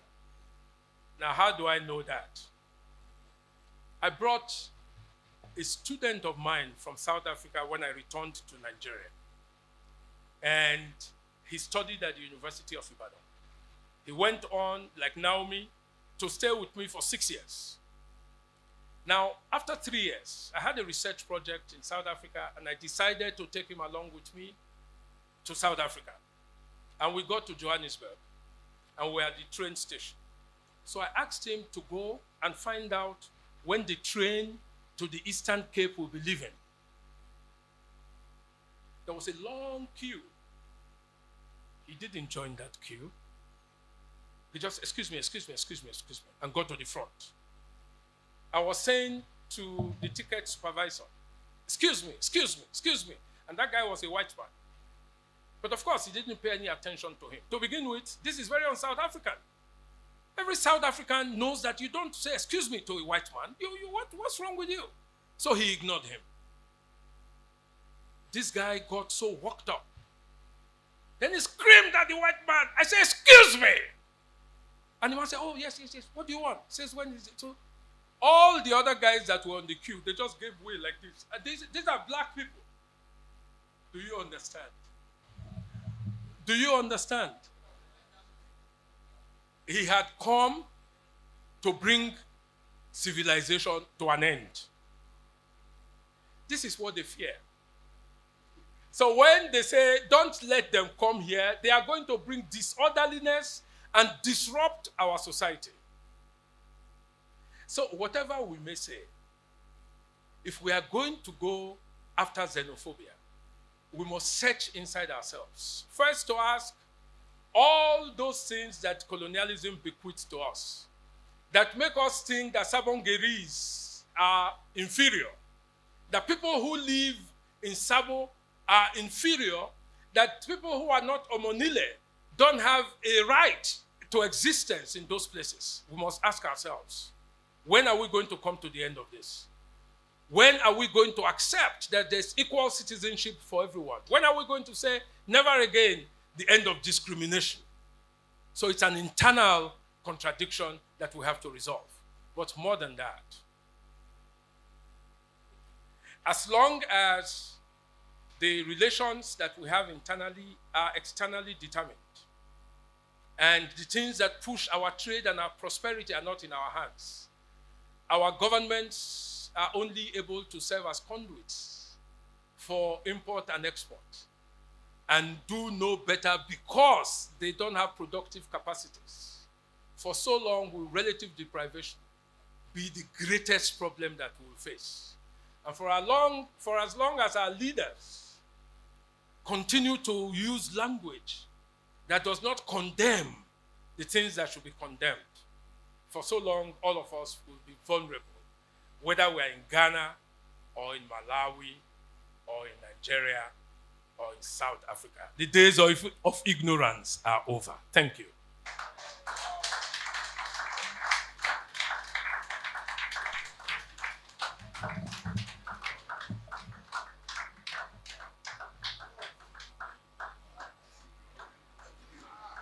Distinguished ladies and gentlemen,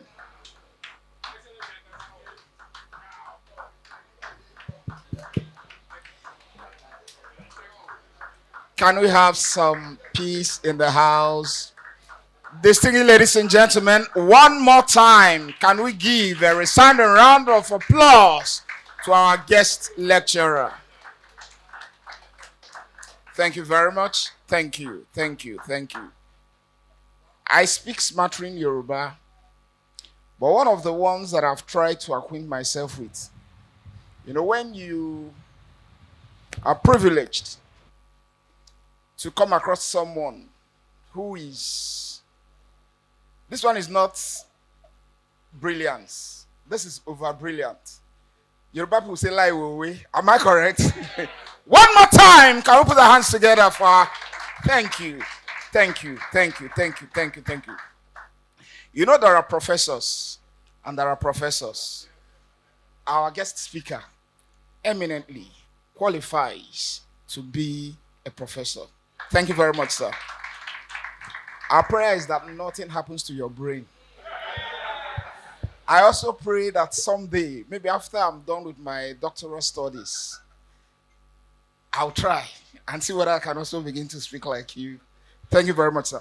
So, distinguished ladies and gentlemen, in case you are not paying attention while the professor was talking to us,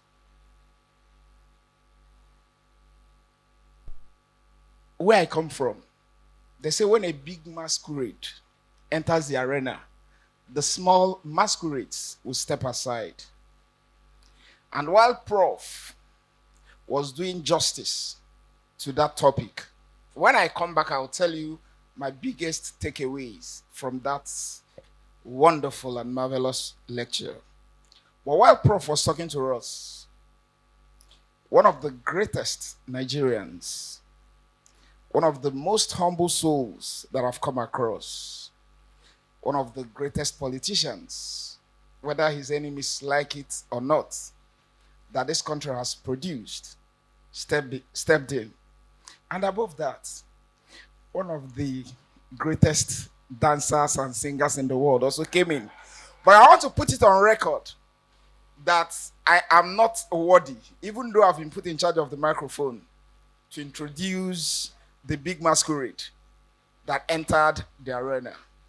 So it is on that note and on that premise that I would like to most respectfully, most humbly invite one of my mentors, one of my egbons in the profession, Basharu Dele Momodu. Please let's give him a round of applause.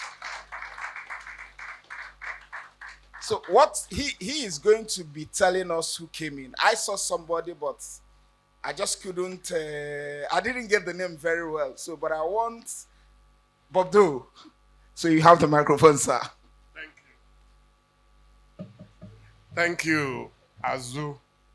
The big masquerade that came very quietly. But ẹni máa pè gan àjànàkú la sọ pé òun rí kinní kan fìrí. Tá a bá rírin kápá rírin, tá a bá rẹ́fọ̀n kápá rẹ́fọ̀n. Àjànàkú kọjá mo rí nǹkan fìrí. Èmi ò ní rí aṣíwájú fín o. And that's my twin brother. We're actually celebrating together today. He's 3 days older than me. And last year, Baba Obasanjo told me that whenever I see him, I should prostrate 3 times. Then Baba reduced it to 2 times because he said he came late to NIA, so I would double it only 2 times.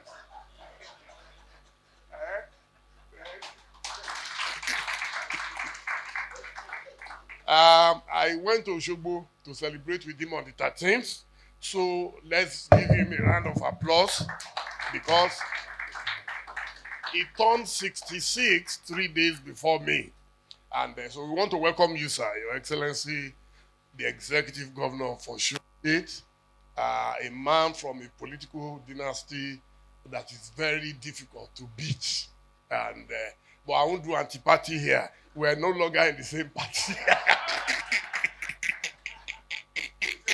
So before they will sack me from ADC, and I will have nowhere to go. Now you can't do double registration. I know accordingly. You see, he has stylishly brought in his new party, Accord, but it is your right, and you are my friend, and through thick and thin, I will always be with you. Always, politics can't separate us. We've agreed on that. Nothing. Money won't separate us. Women will not separate us. Politics will not separate. Yeah, and those are the things that separate friends in life. Let's be serious. I'm now speaking like Chief Abiola. But I know that Madam Vice President has been sitting for a very long time. Actually, when I invited her, she told me she was not feeling very well, but that she would never say no to my invitation. So please, let's have Madam Vice President of the former Vice President of Liberia, Senator Chief Dr. Joel Howard Taylor.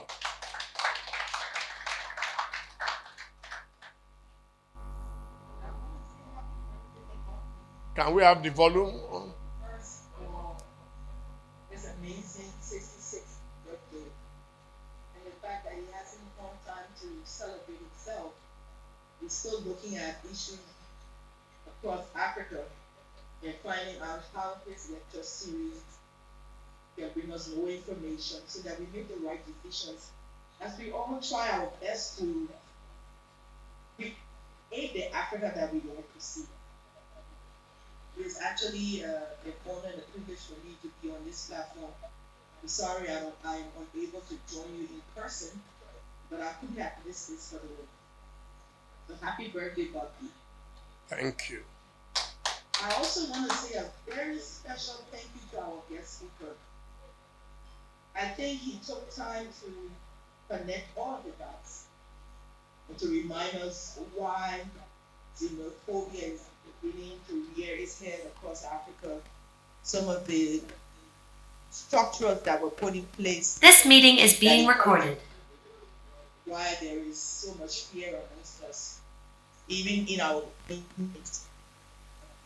We might not call it xenophobia, but the fact is that amongst tribes, amongst families, amongst friends, there is this fear across the African continent that must be dealt with in a very serious manner. So I want to congratulate our guest speaker for an excellent presentation.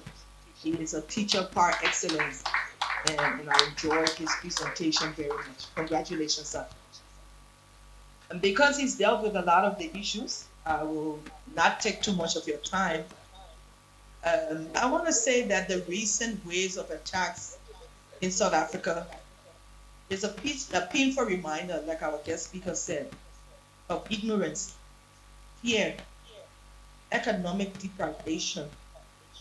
And if all of these three things are found in any one environment, then it becomes a deadly combination of what we're seeing there. Somehow, foreigners are being blamed for the high level of unemployment, crime, pressure on public services, and limited economic activity amongst those in South Africa. So they're blaming foreigners, forgetting that this same South Africa became one of Africa's greatest challenges in terms of bringing them out of apartheid. But every country got involved. From Liberia to Tanzania to Morocco to other places across our country. I know Liberia during that period had even given passports to some of the leaders of the apartheid movement so they could travel and not be identified and arrested. So each of our nations have played a key role in bringing an end to apartheid and praying for the success and the stability of South Africa. And we pray that somehow we'll continue to do that. The guest speaker spoke a lot about the whys.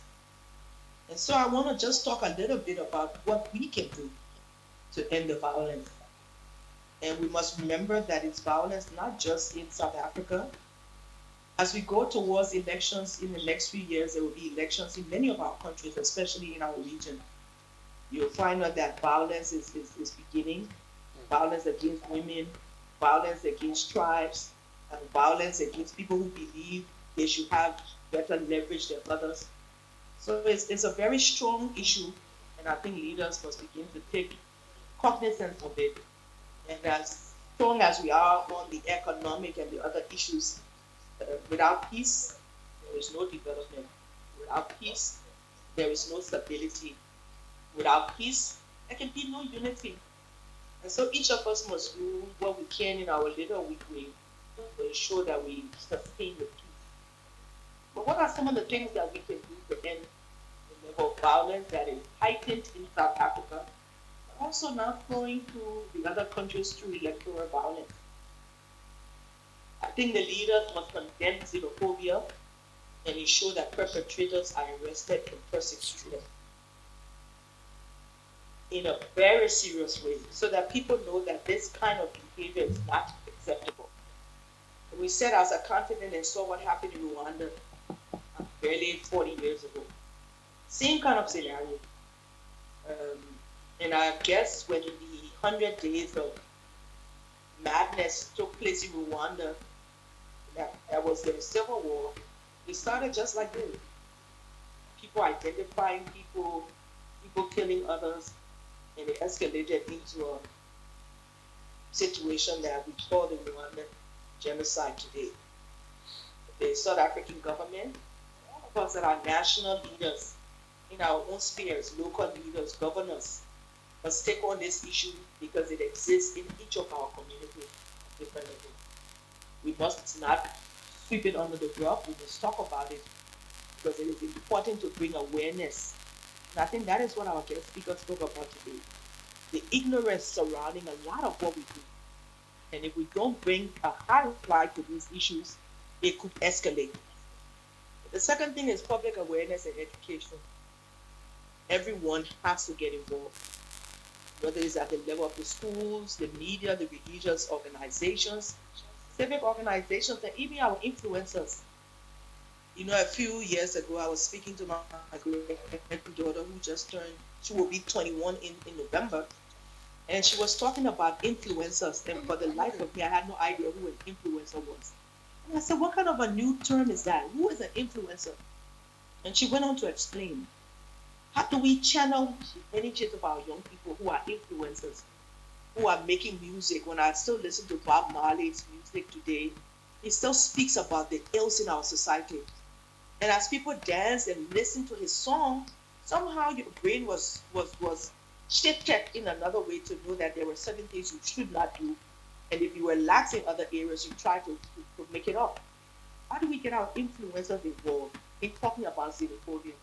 How do we get our musicians, the Gen Zs, the generation that is next in line, seem to listen to all of these people, and they determine and they dictate how they live, what they do, the things that are important. How do we use the Gen Zs and their mode of transferring information to one another to talk about xenophobia? I think that's a very important thing we need to address.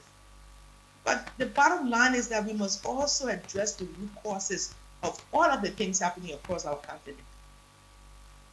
Unemployment, high levels of inequality, high levels of unemployment, crime, inadequate service delivered to our people. So that those who come and join us, in West Africa, we are now moving from a community of states to a community of people. So anyone can leave Nigeria and come to Liberia. You can't tell them you don't belong. Vice versa, anyone can leave Liberia and go to Nigeria and become a part of the system and work. They must be allowed because we have agreed as a community of states that will now move from a community of states to a community of people. As we open our borders, relax our laws, even consider the fact that we might have one currency, that means we're moving together as a united people so that we don't see each other as foreigners. How do we address the root causes? Because sometimes foreigners come to our country and they're able to put their resources together and become richer.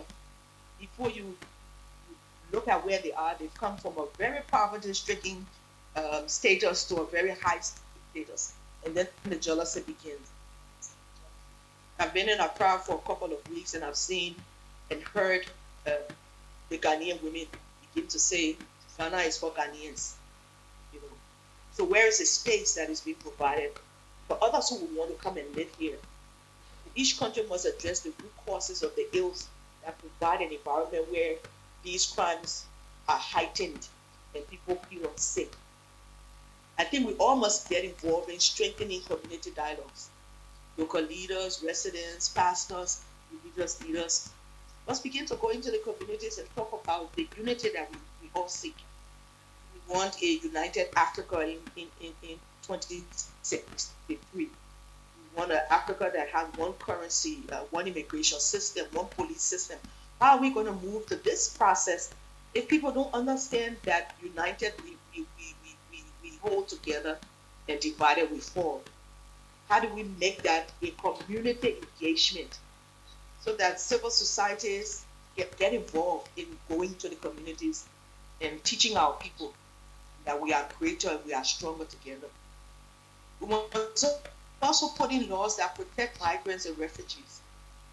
Because when a migrant or a refugee enters your country and they go through the process and become legal, even if they're illegal, there are human rights issues that must be considered. Today in Liberia, you will find out that because of all of the crises in Burkina Faso and some of the political problems in Ivory Coast before the elections, Liberia has received a large number of Burkinabes. They're working in our farms, they're working in our communities. You now have some people saying, hey, what are they doing here? It's a serious thing. But they are allowed by the laws we have already passed. How do we get engaged in these community dialogues so people see each other as their brother or their sister? Those migrants must be protected. How do we strengthen our regional and continental action to make sure that the laws that our heads of states have signed on to and that our legislatures or our parliaments have acceded to? How do we make that information more valuable, more readily accessible and available to our people to understand that we're on a path of continental unity because this is our strength, and that if we are united and if we work together, we can actually create the Africa of our dreams. All of those regional and continental actions must be heightened and must be brought to the lowest level so that someone in a community doesn't see a stranger and say, well, what is he doing here? Is he coming to take my bread? Is his business coming to shut down my business? And that's a very, very, very serious point of interactions that we can continue to leave for people to take it as they feel. I understand it in one way, my neighbor understands it in another way, and we come together with the same messaging. We also must look at the fact that even though we have this huge platform, social media platform, that is now the norm across our countries, how do we use it responsibly so that the messaging coming out of there doesn't create more hatred and disunity? How do we ensure that our young people utilize it in the proper way? We must pay attention. I think there must be some penalties for people who misuse social media so that others know that it's unacceptable social behavior. Growing up as a young lady in Liberia, I know that my mother was very concerned about how we behaved at home, because she would say that your behavior at home is what you carry abroad. And if you misbehave at home, then you will go out and do the same thing. And so she was concerned about how we behave at home. And that became our platform for being good citizens, as most of us are in our generation. This new generation doesn't understand it. They think they can say and do whatever they feel like because they have rights. But the fact is, where your rights end is where someone else's rights begin. Xenophobia is just fear, often grown in an environment where there is lack of knowledge and lack of empathy. Because when one is poor at a very, very, very high level, all they think about is themselves. They're not worried about if the neighbor next door is as poor as they are. All they know is that they are in a very desperate situation, and anyone they see coming into that environment, they feel that that person takes away from what they have, which is not the case. So the real enemy is not that there are opportunities that are being taken by foreigners. The real enemies are our governments who have not yet managed in most countries to deal with the issues of poverty, unemployment, and inequality, and hopelessness that is prevalent in the lower ranks of our community. This is something that must end. The cycle of extreme poverty from one generation to another generation must end. It has to be intentional. What do governments want when they seek power? What are they looking for? What are they expected to do? Most times people get elected, and by the time they sit into office, it's a whole different story. And then the electorate gets disappointed. There's a level of hopelessness, but they're waiting for a 4-year period to end or a 6-year period to end, which is a very, very, very long time. How do you wait 6 years to change the system? How do we begin to look at those we elect by their records, how they've lived before, and determine that once they get on board, they will do the right things so that the level of hopelessness across our country, across our continent, that is causing all of this xenophobia comes to an end. In closing, let me say that fear is a very powerful emotion, as powerful as love and hate. But when it is fueled by ignorance, we've seen across our region and across Africa that it can turn brother against brother, husband against wife, neighbor against neighbor. South Africa's history teaches us that no one can overcome oppression alone. Freedom was won through the solidarity of all of our countries. Today, we must again combine our resources, combine all of our resources, both human and financial, and not allow fear to destroy the unity that will sustain us. The answer to xenophobia is not division, but understanding, not blame, but shared responsibility, and not violence, but the reaffirmation that every African life has equal dignity and worth, and that peace is our underlying pattern. We must work to ensure there is peace, there is unity, there is equality in our communities, and that the hopelessness that our young people feel that causes them to go across the seas and die in the oceans looking for a better life, that the situation that causes that come to an end. And that is a responsibility of our leaders. That's why leaders are elected. How do we, over the next couple of years, elect responsible committed leaderships across our continent that will begin to ensure that we turn the trajectory around to make sure that our countries are better, they are more democratic, they are more equal, they have more opportunities for our young people, so that our look will not be outside our continent, but inside, because we are still the greatest continent on the face of the earth, with unlimited possibilities that we have not yet begun to harness. How do we take away the fear and bring about the unity that we need to create the Africa of our people? Thank you so very much for this unique opportunity. I'm happy to be a part of this discussion. Happy birthday, Bucky. Thank you, Madam Vice President, my own sister. Time is fast spent. Let me apologize to those who are outside. As I said earlier on, when we were planning this event, we didn't know so many people would turn up. Hello? But wherever a mole turns up, you know that there will be a lot of people who just want to see him. Thank you, sir, for honoring us once again. So we'll do it quickly so that we can go out there and eat. We have food. Even me, I am hungry. So I don't pretend about it. It's very important. So Uncle Bisi, we have the arrival of the Deputy Governor of Osun State. Please let's have a big round of applause for him. Eka Bosa. He promised me yesterday that he will be here. And can you imagine, we have the governor, we have the Hello? deputy governor. I mean, God will always honor you, sir.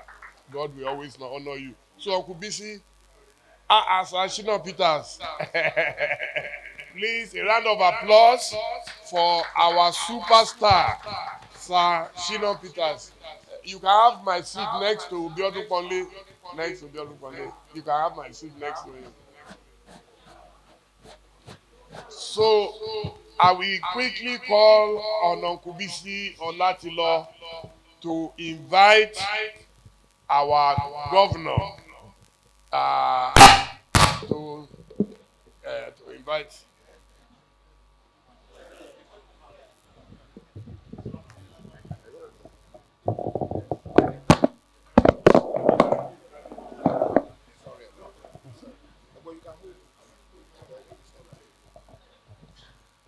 But I am not satisfied with the applause we're giving the birthday boy. Let's raise the whole place down, please. Well, I don't know if you watched and listened critically to what Her Excellency said there. I would like the birthday boy to listen to me, please. Yeah, but that's now you are accordingly seated now. Now, Her Excellency was saying we should thank you for sacrificing enjoyment of your birthday for the whole world. I remember this is the third one we're having. We've done something before in Lagos talking about how do we get sufficient power to power our businesses. Then last year, President Olusegun Obasanjo was there. You were talking about let us feed our people. It was the same you that did this. And today we're talking about xenophobia, which is the thing we don't want to hear anymore. Thank you very much, Prof, for what you did. But I know things I go South Africa again. Why do they kill people? Why should they be killing anybody? Why should they be killing anybody? For the kind of thing what we do for them? No. But anyway, back to the message that I have for you. My younger brother here, congratulations at 66. You'll be 70, you'll be 80, you'll be 90, and more than that. Because you love too much. And that's why people can't just stop celebrating you. I am one of them. Now, our governor. We're all there, rollicking at an event yesterday. at somebody's 80th. You've tapped into that, which means you'll be 80 and above. Our governor, let me say what I hear people talk about you. I'm an Osun State person, blue-bloodedly. My mother is from Ile-Ife. My father is from Igbajo. So tell me, my own Osun State is... So congratulations, my governor. And I know that by the grace of God, August 26th, is it? 16th, you'll come back. 15th, Jenny, you will come back by God's grace as our governor. Because, Obasanjo be dancing and be walking. That's what the man said. You're dancing and you're walking. We're saying it. Congratulations. Ladies and gentlemen, please put your hands together for the governor of Osun State, distinguished Senator Ademola Adeleke. Are we on our feet? Imole de Tunio. Whoa. Thank you very much for the love you have for this, your twin brother. Please be seated. Please be seated. Ejoko.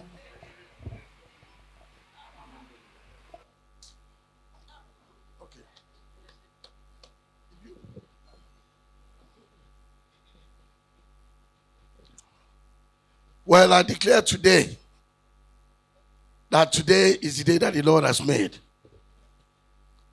And we shall rejoice and be glad in it. Can I hear amen to that? Olúwa mi, mo dúpẹ́. Olúwa mi, mo dúpẹ́. Olúwa mi, mo dúpẹ́. Mo dúpẹ́, mo dúpẹ́, mo. Sing along. Mo wá dúpẹ́ o. Olúwa. You can clap. Yes, let's go. Olúwa mi, mo dúpẹ́. Olúwa mi, mo dúpẹ́. Mo dúpẹ́, mo dúpẹ́, mo dúpẹ́. Èmi nìkan ló yẹ. Kò lè yé ẹnìkankan. Ìdí tí mo fi yìn Bàbá. Èmi nìkan ló. One more time. Èmi nìkan ló yé. Kò lè yé ẹnìkankan. Ìdí tí mo fi yìn Bàbá. Èmi nìkan ló. Listen. Ìwọ lọ́lọ́run mi, ìwọ ẹlẹ́dàá mi, ọba àwọn ọba, Olúwa Olúwa, ọba títí láyé, kò lè yí padà, èmi ó máa yìn títí ayé. Thank you.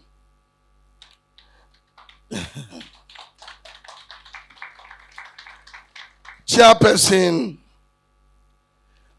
of today, former Vice President of Liberia.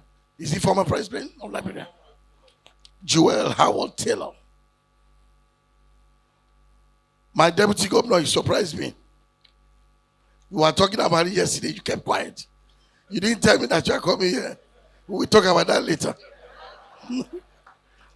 All purpose. We'll talk about it. My Deputy, Prince Kola Adeusi, the most loyal Deputy in Nigeria. Members of Osun State Executive Council here present, chief host, and the celebrant of today, my twin brother, Are Bashorun Ejakpe, Eni Are o, Bashorun Akirogun, Bob D, Dele Momodu. Guest lecturer of today, which I really enjoyed you, Professor Evosa Emmanuel Osagwe. Media icon here present, notably my Egbon, my big Egbon, Prince BC Olatilo. Please give me a big round of applause. important personality, other members of the Ovation team here present, security operatives, gentlemen of the press, ladies and gentlemen. Like I said before, that I've declared today that today is the day that the Lord has made, and we shall rejoice. Well, the lecture of today is about xenophobia, which is the professor have done very well, letting us know what has been happening there. Not too long ago, I just came back from South Africa. From South Africa, Cape Town. I asked so many questions. That why is it that you people will come to Nigeria because of our hospitality? When you are talking about hospitality, Nigeria is number one. I've searched around. I've studied it. I've looked into it. Nigeria is number one. It's not our fault when other countries like South Africa are complaining that we are taking their women.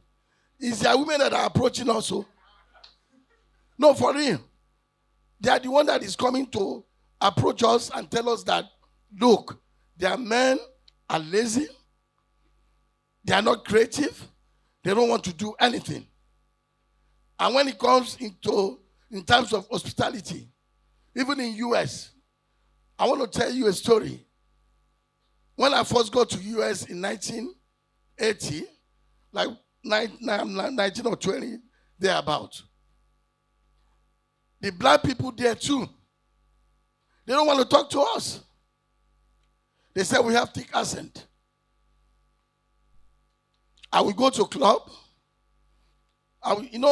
That time when we were in high school, because I believe I finished my high school, I got my bishop because I have my brother, Dr. Dele, there that fast-tracked my university this thing to further my education. So we go to club. When we go to club, we used to do that in Nigeria. When we go to party and everything, we will say, excuse me, dance to ladies. Excuse me, dance. That's where we are used to. So we get to club. There's this popular club called Mr. V's Figure 8 in Atlanta. I'm a member there. So me too, we say, excuse me, dance. Huh? What did you say? So I have a friend. He's an American. We used to dance together. He said, man, that's not what you do, man. Those girls here, you give them, they like commanding. They like guys who are tough. You are a good dancer. Just go there in front of them and go like this, and they will stand up. So I said, that's it. So I will not talk. I will just be dancing in front of them, and I will go. And they will get up. I say, I got it. Everybody say Imole. So Imole has been very sharp for a long time. So, and then that's what I started doing. In my university, Jacksonville State University, where I was given a name Jackson in Jacksonville. But when I got there, Michael Jackson was reigning. I'm the best dancer. I always win an award. So the president of my school, I will never forget his name, Mr. Montgomery, he was trying to pronounce Adeleke. He does that. He said, you know what? What the heck? You are Jackson because you won this dancing competition. And that is how the name stuck, even in my certificate and everything like that. So I started bearing that name. My father was a senator then. Then they used to send money to us. They will go to Central Bank that time. They seek for approval. So my father got there. And the banker was saying, calling my father, say, Jackson. My father did not answer. My father said, Mikuso Mommy Jackson. Ademola Nurudeen, Adeleke Moso. When he baba in and Bawi, and Tony. So that night, my father called me because we don't have cellular phone then. But we have pay phone in front of my dormitory. Anytime he wants to call me around 5 a.m., I know I'm in trouble. And he called me, Demola, show me no Lord, don't you think in Central Bank? Mo de ve send owó ṣe wan pay taxi, ṣe taxi mo sweat. Mo de gbọ́ pé on jó káàkiri ni. That is how my father killed that talent. Assuming that I'm not successful today, I will go to his grave and be abusing him. That you are the one that did not let me follow my talent. Because that time, Michael Jackson, I remember the day, that was the day that Sugar Leonard won a fight, and he came to Atlanta to celebrate at Mr. V's. Gladys Knight, everybody was there. So I was dancing, showing off, and they put a satellite on me. Those people came to tell me that, listen, that Liberian song that they did was going to be Nigerian girl instead of Liberian girl, for me to come and choreograph. And they said, $500,000. As at that time, in 1982. But I remember what my father told me. My father was the Balogun of Ede. He had one big Okpa Balogun. That Okpa is always crying, screaming at night. And I was young. Say, my fi Okpa Balogun shake before I told biology school. That's how I abandoned that talent. But I never knew that when I become governor, I see a lot of leaders. They are so stuck up. And come on, go and move somewhere now. Don't distract me, please. And please stop moving. I got the microphone. So,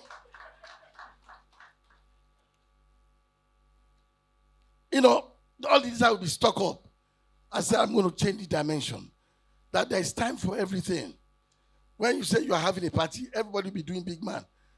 We will go to a place, when I was first senators, everybody will be doing stock up. They'll be sitting down, me I will get up and start dancing. I become popular.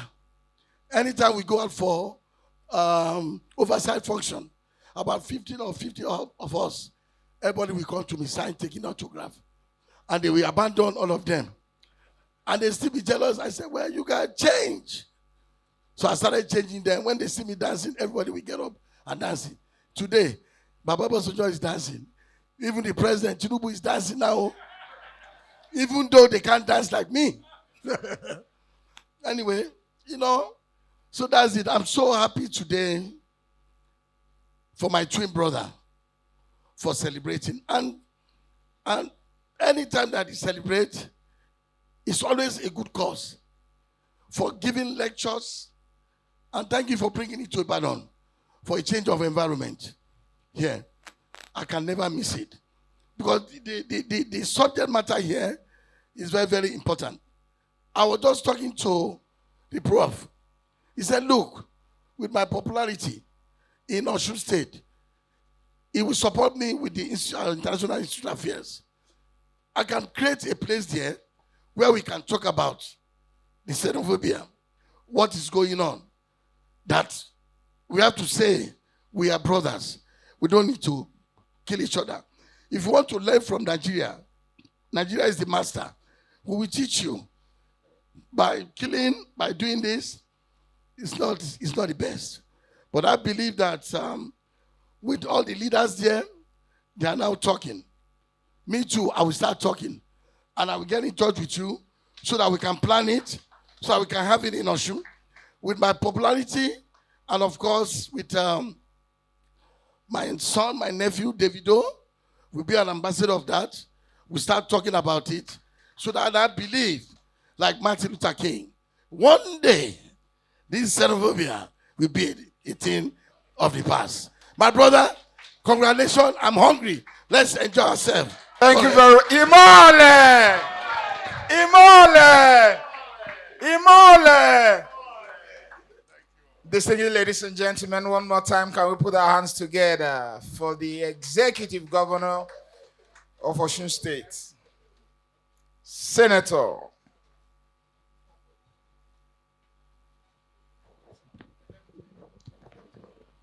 He's here. He's here.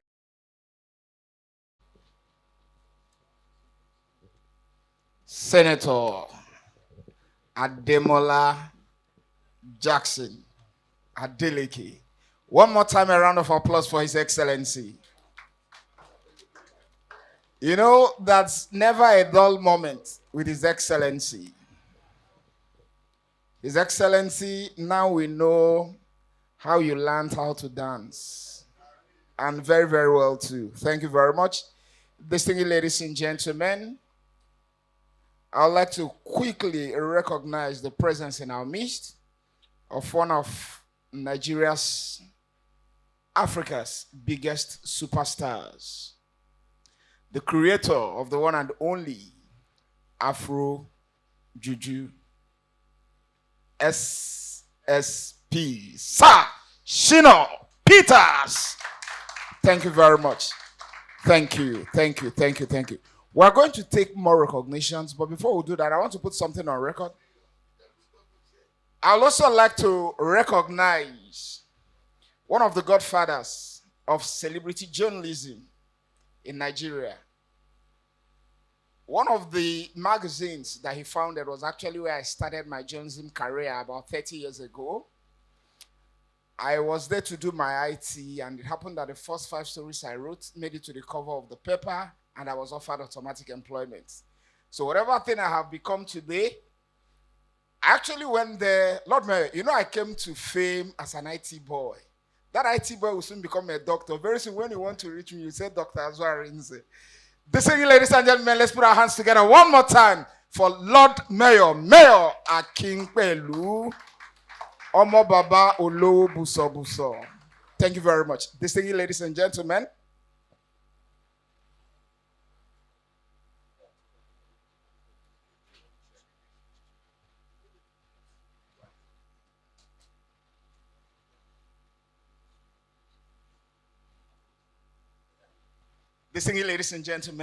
you know, all the people I chose to introduce first, they were wearing black.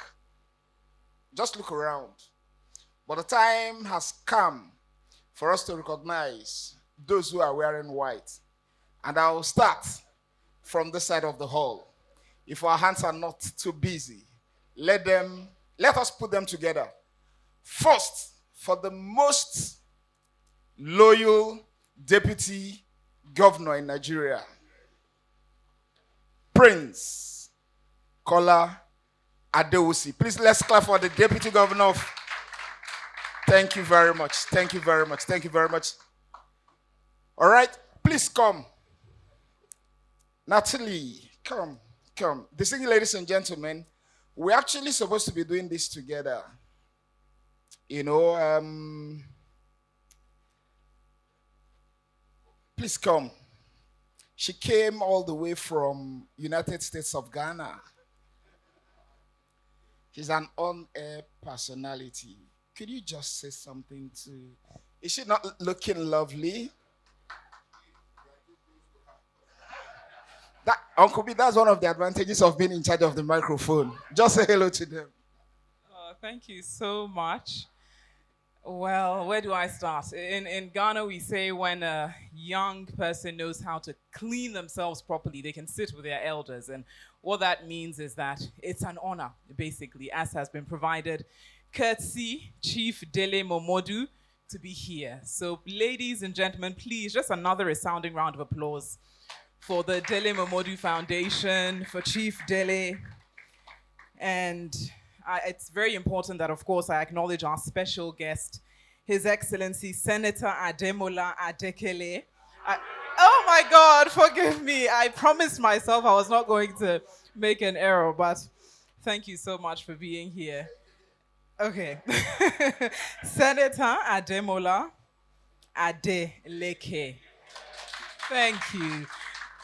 Now, this is truly testament to the fact that Nigerians are very hospitable. So thank you for forgiving me. And Senator, we watch you a lot, I should say, from Ghana. Even my family and I, and indeed, you're a wonderful dancer and a very affable man. So congratulations on everything that you're doing. and Professor. I just had you're the reason my phone battery is almost dead because I was taking so many notes when you were speaking. And thank you so much for that. Very wise, very insightful delivery. Thank you so much. Round of applause for him as well, please. I want to thank each and every one of you for being here. I may not be able to spit out all the names, but thank you so much. It's an honor. It's an absolute honor to be here, courtesy the Dele Momodu Foundation. And happy birthday to you, Chief Dele Momodu. Indeed, xenophobia is a result of ignorance. And joining you from Ghana, being here in Nigeria, a country I've grown to really love, having Her Excellency also join us virtually as well, speaks to the fact that xenophobia is a testament of ignorance. Over to you. Thank you very much. Thank you very much. Thank you, thank you, thank you, thank you, thank you.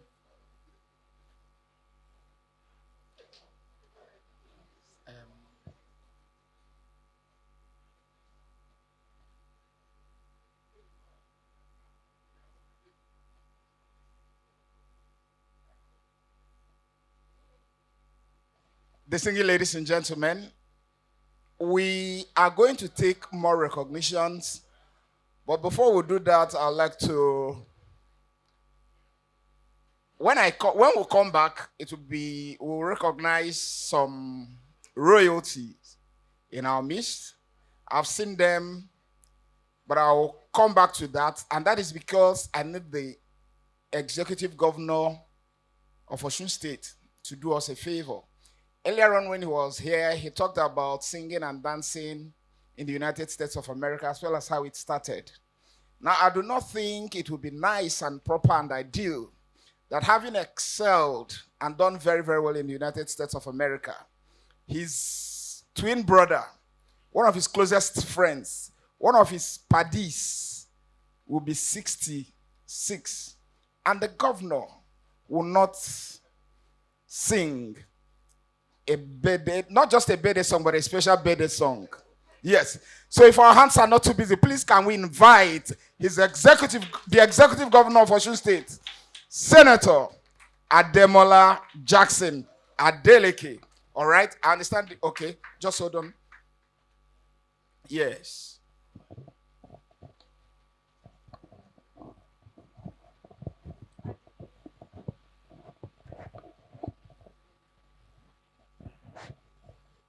Can we all rise, please?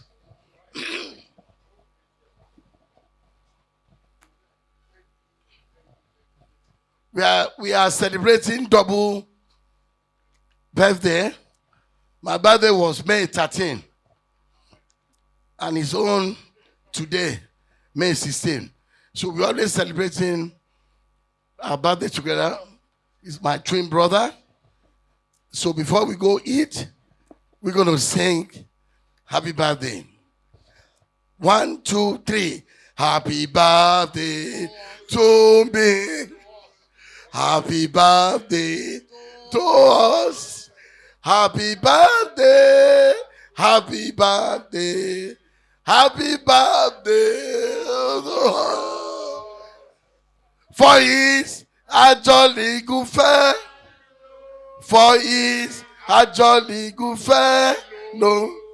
For it's a jolly good fair. And so say all love for. And so say all love for. And so say all love for. For it's a jolly good fair. No. For it's a jolly. For it's a jolly good. And so èlì lọ́jọ́ ìbí ẹ kú àṣeyẹ ẹ̀mí aṣọ pọ̀ rẹ̀ èlì lọ́jọ́ ìbí ẹ kú àṣeyẹ ẹ̀mí aṣọ pọ̀ rẹ̀. Happy birthday to you. Happy birthday to you. This is a days of joy. Come on, let's clap. Bam, bam. A days of bam, bam. Come on. This is a days of joy. A days of joy. A days of joy. Let's sing it. This is a days of joy. A days of joy. A days of joy. This is a days of joy. A days of joy. A days of joy. Kí mo wí òní lọ́jọ́ ayọ̀ rẹ. Ọjọ́ ayọ̀ rẹ. Ọjọ́ ayọ̀ rẹ. Òní lọ́jọ́ ayọ̀ rẹ. Ọjọ́ ayọ̀ rẹ. Ọjọ́ ayọ̀. Thank you very much. I love you.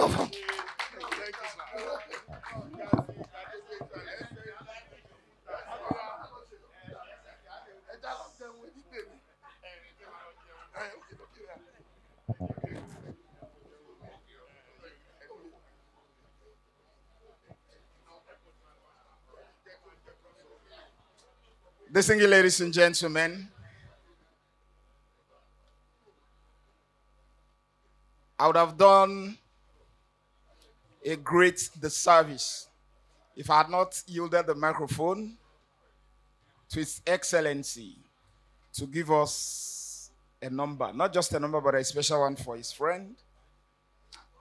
I'd like to recognize the presence in our midst of the wife of one of the most respected, one of most recognized, renowned, appreciated, one of the most colorful traditional rulers that we have, not just in Nigeria, but in the whole of Africa. Charismatic. Olori. Aderonke. Ogun. The wife of the Oni of Ife. Can we give her a round of applause? The KBSC's staff of office. Yes, sir. Please. Okay. Please, can we all say KBSC? You know, His Excellency, I told him that I'm an Igbo guy.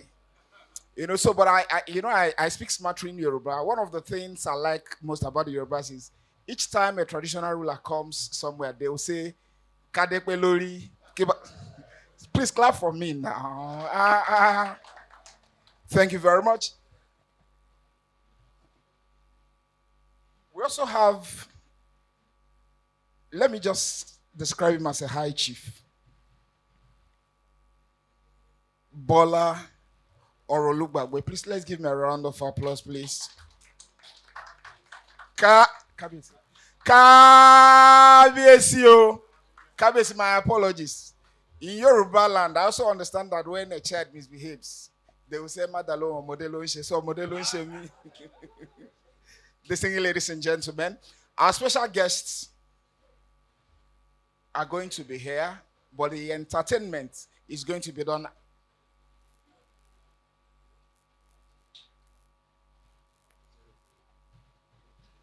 All right? You know, one of the things that excites me the most is just admiring beautiful women. And anywhere I see them, I always ensure that, that they are duly acknowledged. Also in our midst, this beautiful and blessed Saturday is one of the most delectable,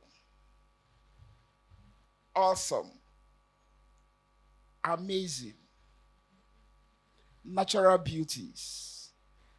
I should proceed.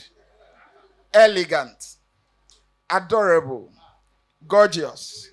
Erelu. Adejumoke. Please, can we give her a round of applause?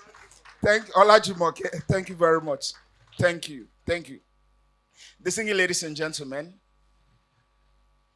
what is happening here today didn't take us by surprise. Bob D knew he would be 66. He already planned for it. So why I'm saying this is, don't be in a haste to leave here. We have enough to eat, to drink. Then on top of everything, the Afro Juju curator, Sir Shino Peters, is also in the house. One more time, can we give SSP a resounding round of applause? Thank you very much. So what we are going to do now is, those of us from here, we can begin to, yes. No more space outside. Bob Do, I think what we are going to do, maybe